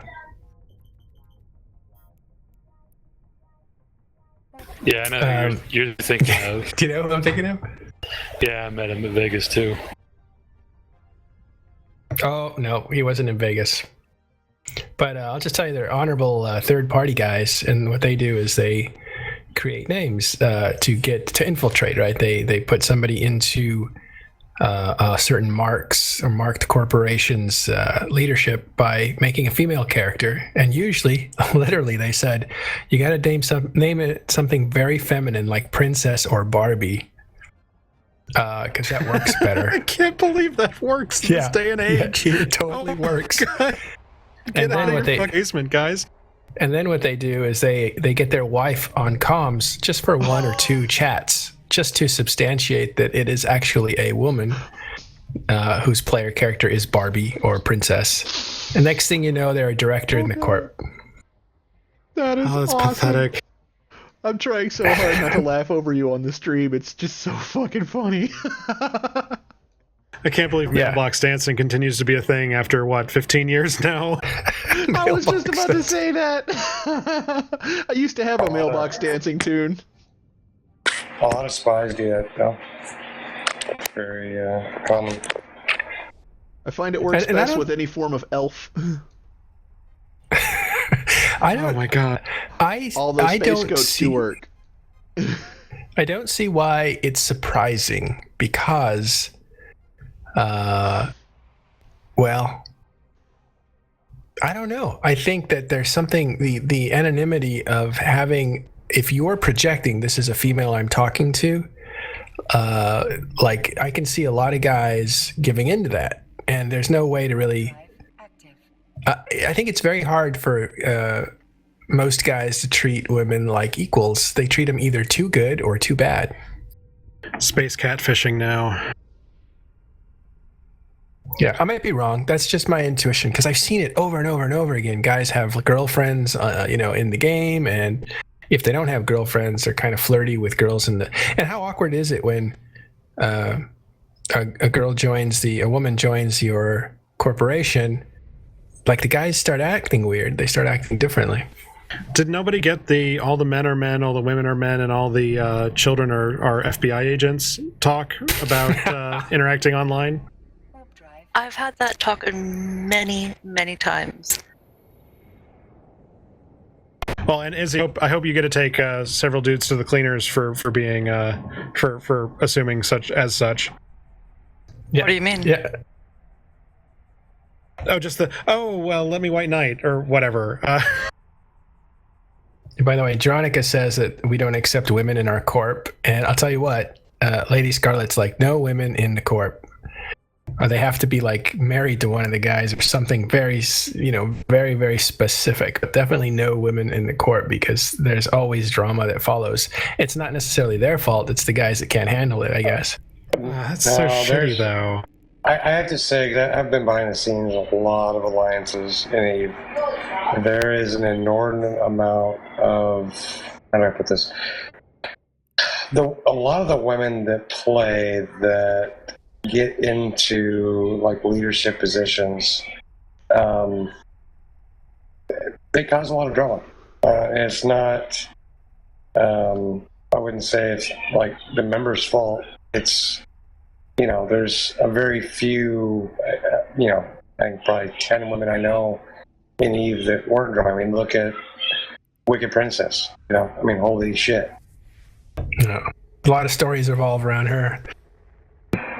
Or Chantra, that was legendary in TMA. Chantra.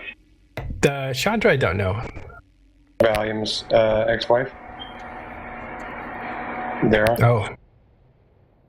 That's a little unfair to make it to call Eve such a freaking boys club, though. Like, and the only people who can seem to make it are people like Minxie and Sugar Kyle. Like, geez. I don't know if they're the only ones that make it. I think there are plenty that make it that we don't hear about because it's hard to get that high profile. That's the point. Is they keep a low profile. And if it's not being such fucking edgelord shitlords on the internet, man, like, fuck. And Lady Scarlet took a ton of abuse, over the years, a ton of abuse. So it just takes somebody that can withstand that and continue to go. Oh, Minxie even took some stuff, but, she gives it back too. She used to get shit back in Band of Brothers days. It was bad. Even before.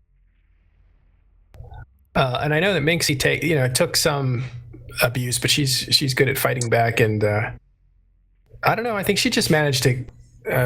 She's terrific, and she just managed to navigate her situation. But they're kind of not. They're the exception to the rule. I think there are a lot of female players probably who just kind of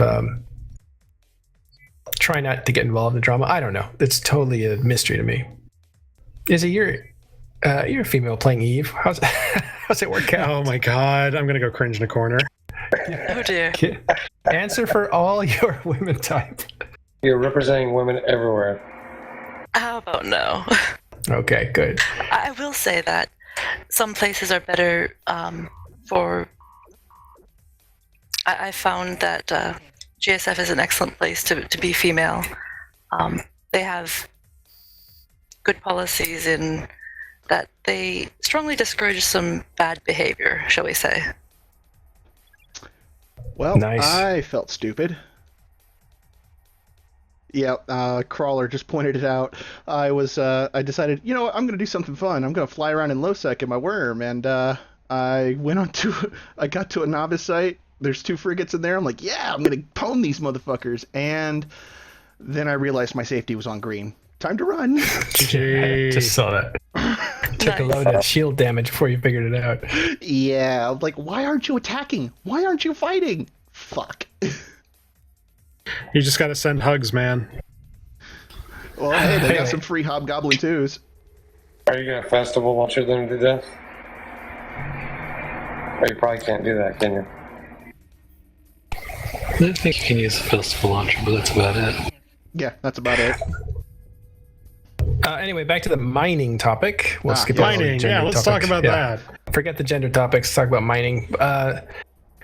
The industry. So the industry one is at 15,000, and you're just you're gonna finish that, I suppose, in a few weeks. You doing anything after that? We do have other guides planned. I know that someone's currently working on a PI guide, and I believe someone's poking at a exploration guide at the moment. So we have more planned, and I think the goal is to make a kind of an overarching set of guides that really bring together a lot of what it is to play Eve, because Eve is an incredibly hard game to play. I know we all know that, but sometimes just finding information about Eve is impossible. You can find forum posts and articles and guides, and this guide was written in 2007. I don't even know what it's talking about. It says it's one thing, but that bears absolutely no reality to what we're seeing in game now. But also, once upon a time I played World of Warcraft, and I'm sure a lot of people have played it. They may not admit it, but it was a very popular game, still is. But there are websites for World of Warcraft that you go and you look something up, and it will tell you who drops it, what the percentage chance of dropping it is. It'll tell you where you find it. If it's something you mine or something, it'll give you distribution graphs of these are all the places you can find it. It's the information is so almost overwhelming. But for Eve, trying to find something a little esoteric, not like hugely strange, but like what sort of sites do you find this thing at, or where do you get small ancillary armor reppers? They're BPC drops from exploration or something like that, and just finding that information out is really hard sometimes, and because there's just such a lack of comprehensive information. And while the guides we're writing are not going to substitute for truly comprehensive information, hopefully it'll at least give people something to turn to learn how to play many different areas of the game. So I've got two questions on the guide stuff, because I mean you're doing God's work. I know how exhausting that can be to get that going. But one, do you guys have plans for how to do revisions when mechanics change? Because you can write halfway decently to generalize, but like eventually a Krias comes along, or a new change happens to the ship that you've talked about. And then I spaced on my second question, so we'll just leave it the first question. We are actually developing these things. The guide required a good bit of programming and dev work to get on INN in its current form, and some of it we've been coming up with as we go along. Extremely pertinent are the mining changes that are about to happen, and we have sections in the guide about mining. It's a guide about mining, but we've been talking about putting in a new section about mining and noms. And once the mining and nom changes are out, waiting a little while, seeing what goes on, finding information on how you deal with the mining and nom respawn timers, and putting together a section on the best way to deal with these in different situations. Like just aggregate the information and put a new section in. And I think we're going to have to put a section at the very end saying these are the update changes and whatnot. Next week, I also plan on making a sweep through the whole thing, as well as the feedback we've received since we've published it, and probably change some fittings, add some extra nullsec information, just updating it with view to the additional feedback we've received. So it is meant to be a living document. It's meant to be changed as the mechanics change, and if that means adding sections or removing sections, so be it. Like in the industry facilities section, I have a couple pages written on POSs, but POSs are going away. And so I wrote a section about POSs the day before the changes where you could no longer build the production facilities, the arrays and reprocessing things or whatever. You can no longer build them. So one day I said, these will be changed, and then the next day I went and crossed it out and I said, these have been changed. So it's, POSs are still currently relevant in some ways to production, especially with the Moon production and T3 production, but they will not always be. So I am definitely hoping we get this published before the changes with the Moon mining and such, but even then we'll have to change it. So we do plan on keeping these up to date. Are you getting a team together to go do the CC stuff? Because it would be great content to be investigating major changes as they're under development for test, especially since the moon mining's changing in a big way. And I was about to suggest you guys should rewrite the drugs thing, but drugs is going to change by the end of the year, so don't yet. But like, okay, yeah, so that's number one. The CC thing would be really cool. And then, geez, freaking brain has just stopped. I'll leave it there for a sec. I do not currently have plans to go on CC and personally investigate this stuff. I'm no great shakes at discovering things. I think my personal gift comes in being able to explain things for people who don't know what's going on. I work with University. It's the Imperium's newbie teaching program, and I mentor, and I've taken the ability to explain things to people who don't know anything about what's going on, and some of my own personal expertise, as well as being able to talk with other people and ask the right questions to be able to write some of this stuff. Like, before I started this, knew absolutely about 3 things about T3 production. 1, it's really complicated. 2, really crappy logistics, backlog, and 3, I had absolutely no desire to do it. But I know a lot more now. I've not actually done it, but I think with a lot of sweat and effort I could. I still have no desire to do so, but I could write about it now. It certainly sounds like that. When the destroyers came out, I did some pretty insane D3 production and built like thousands of them, and it was horrible.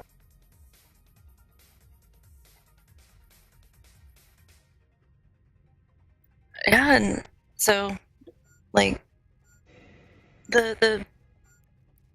I think that instead of going and discovering things myself, I will rely upon people who are much better at that than I am, and stay true to what I'm actually good at: asking questions, formulating the answers in ways people can understand, and go from there.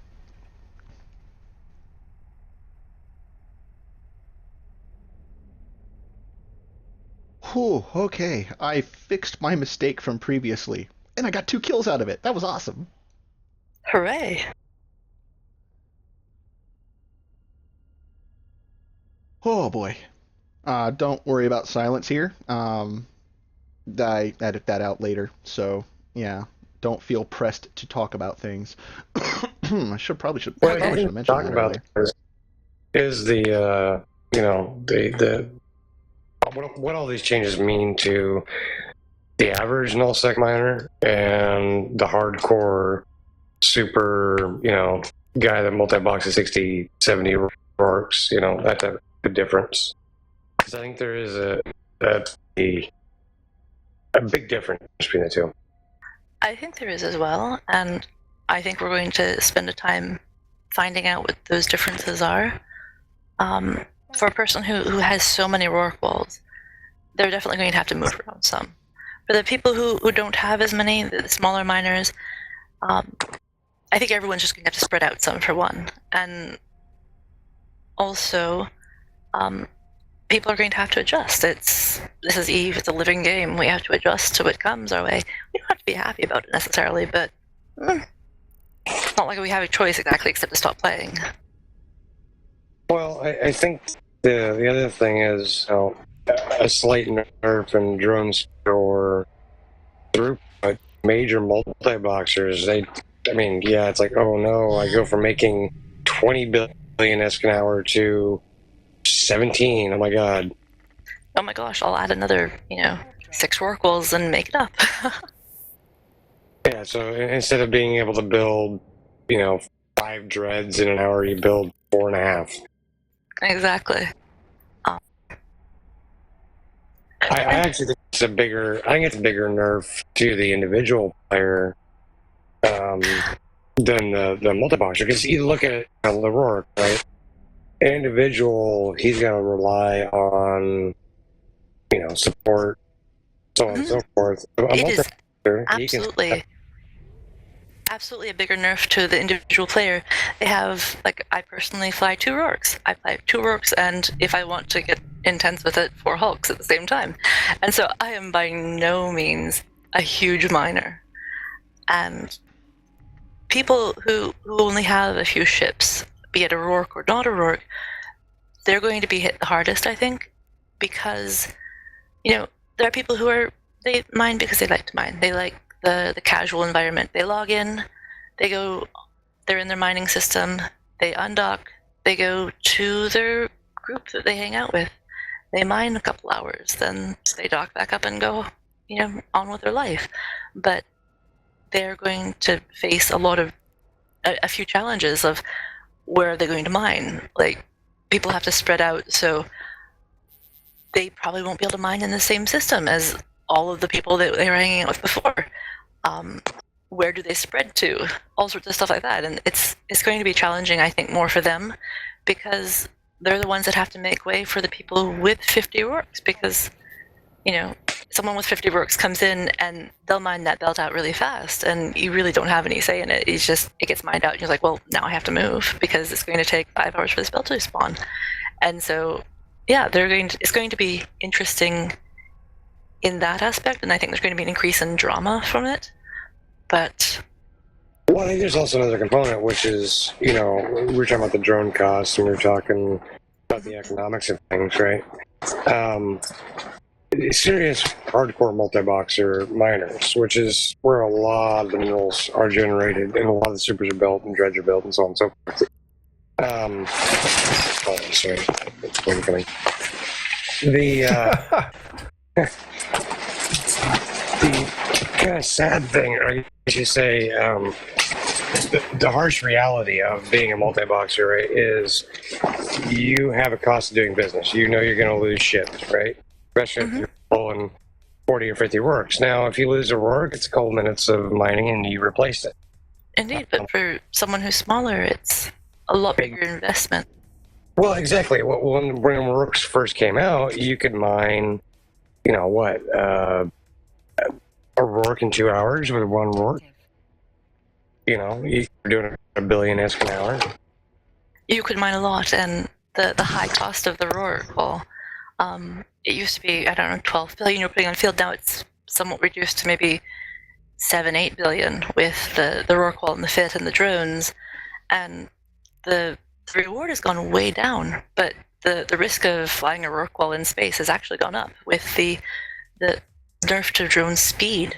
They're vulnerable, and they're a lot harder to call back if someone comes in, so you have to pay more attention, and people will still AFK them and stuff like that, but the risk is quite a bit higher than it was, and the reward is way down. So it's not only that, but the startup costs are really high, and for someone just getting into one roark or something like that, it's a huge obstacle.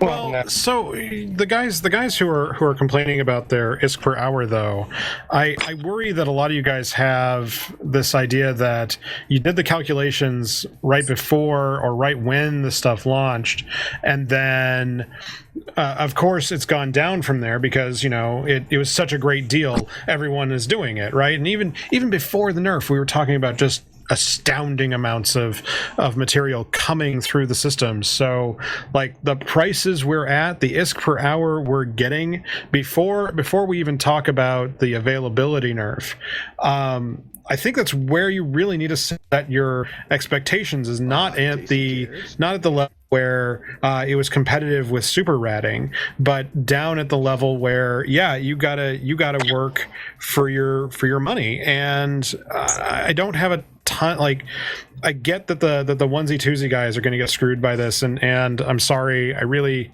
am, and I'm looking forward to the drama of who's going to report out botters and not for those massive fleets. But like this is sort of the price of doing this. So unless, again, get people to get more stuff destroyed so the ISK per hour goes up, is about the only answer I have to fix it. Indeed, and I'm not saying that the nerfs were perhaps not needed. Roark walls mined a huge amount. I'm saying that they mine so much less now and that the barrier to getting into them is still so high that maybe people they should look at reducing that a little bit for people who want to get into them. But like, there was points in where people were insurance frauding freighters because it was more ISK for their minerals than actually selling them. And so the market has definitely, like, the cheetah market hasn't even seen a huge amount of the minerals that have been mined in Delve, and I'm sure that's no secret. Coons mine a lot, and so in the end, that's not exactly sustainable for the game. But like, you can take into account the people who are doing 50 Rorks and such, but I think about frequently the people who don't have as many, that it affects both groups, but they're probably more of the latter than the former. So I think that there are things that can be done to make Rork walls more accessible while still keeping their income, the ability to mine, and their ISK per hour, whatever you want to call it, in line, in a more reasonable line. So you were saying, and I get the idea, but like you're saying that, quote, people want to get into Rorks, and to be honest, if you're doing industrial correctly, the idea you're going to go and run the numbers and say, is it worth doing? Is this a good investment of my time and energy? And after this particular nerf, I can see where if you were just gearing up in May, this nerf caught you flat-footed, and you're going to be rightfully mad that, you know, a wrench was thrown in your works. But like, when it comes to automation and industrialization, like Eve being the anarcho-capitalist simulator that it is, doesn't really give a crap about what you want to do with your time. It's going to pay you with what the going rate for all of that is. And if you're okay with bringing home less and having to work longer for it, and you just want to do that, and you're just enamored with the life of a miner, then you know what, go for it. Great. But like, the income stream is not something that you're entitled to, if I may be so blunt. And I don't mean this to you specifically. I mean this to the audience listening out there, because it gets a little under my skin when we get really, really riled about what the ISK per hour rates are per things, and how we very, very quickly get into, well, I wanted to make all of that money, and now I'm not making that much money, and therefore it must be bad. And it's like, no, dude, we need to look at the whole system, because you might be breaking things. True. And personally, I mine because I like mining. And so I'll probably still be mining. You know, I'll definitely still be mining after the nerf and like whatever. I just, there are definitely people who have been training for this, and they have been caught flat-footed, and they are upset. And I think that I guess that's where my sympathy lies at the moment. Yeah, this second nerf actually does kind of piss me off that we let it get as far out of control as it did, especially after the frustration of trying to say before Rorks even got boosted in the first place, that like, you are cruising for a bruising, and this is broken. This is yeah. Like, I had beers with so many people there, and like, look, guy, we're talking about like 10 billion ISK supers, and they're like, no, I can't possibly get there. Like, I'm going to be throwing 50 Rorks at a thing. No other super producer could possibly be throwing 50 Rorks at another thing. Like, no, it's too good a deal. Everyone's going to jump on it. Exactly. That's why I got so screwed. And like, I liked the first round of nerfs because getting the kill mails on there, for instance, was great, and some of the other adjustments to avoid the PvP BS. But like, this second nerf really should have been part of that first nerf if we're going to spread people out further. I understand that it needs to be done, but I also understand the frustration of why now, when I said on the last nerf that I still wanted to make the thing, or I still wanted to be on that track, and now I'm 2 months down the line, and 4 million more skill points on the books, and now you're screwing me? Fuck you, CCP. Essentially, yeah. Warp drive active. Oh, wow. Time seriously flies. We're already at the 2-hour mark. Oh, hey. I was about to ask. All right, well, let's go into shoutouts. This has been an awesome show. You guys should seriously come back next week, but let's go into shoutouts. Looks like Urziel had to disconnect, so that's going to be at the bottom with Matterall. This is your chance to give your shoutouts and or shamelessly plug yourself.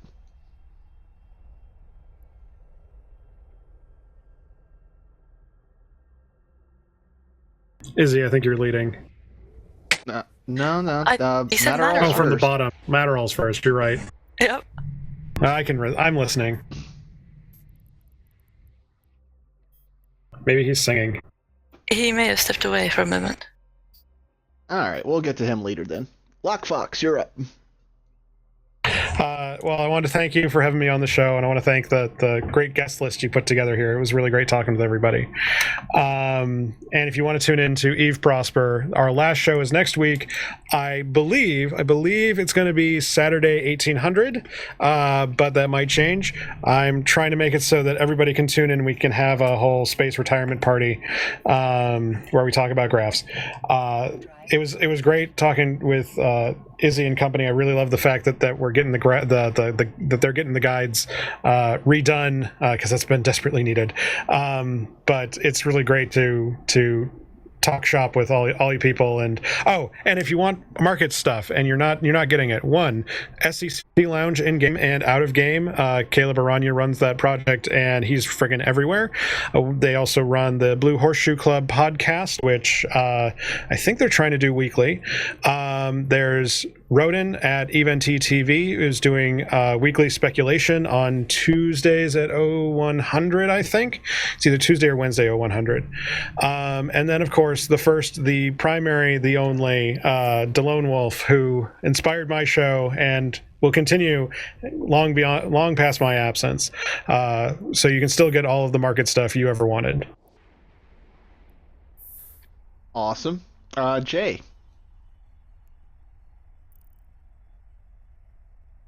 Don't really have much to say. Thanks for having me. It was great talking to you guys. Definitely, if you're an industrialist out there, look at getting into multi-block. Cool. Iz? Thank you for having me on here as well. It was a bit unexpected. I would like to take a moment and thank Reaver and all the people at the INN who I've been working with. In GSF, I'd like to thank Theta Squad and Good Diversity, my court mates in Sundering, and all the people I work with at QFC. Awesome. And Matterall, are you back yet?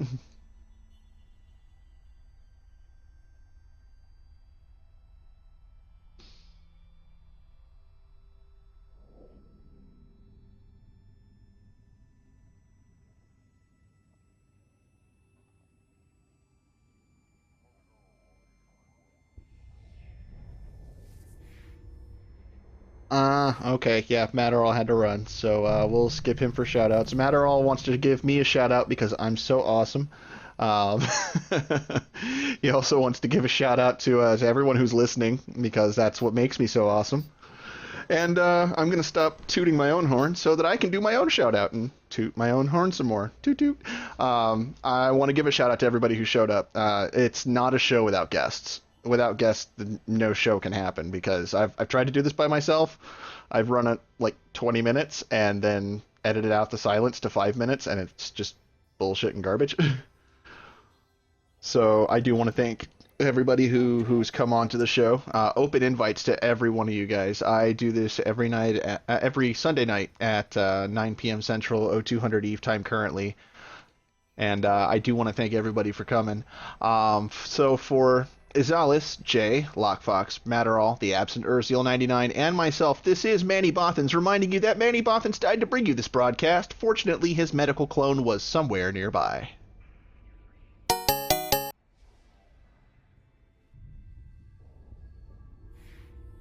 Great show.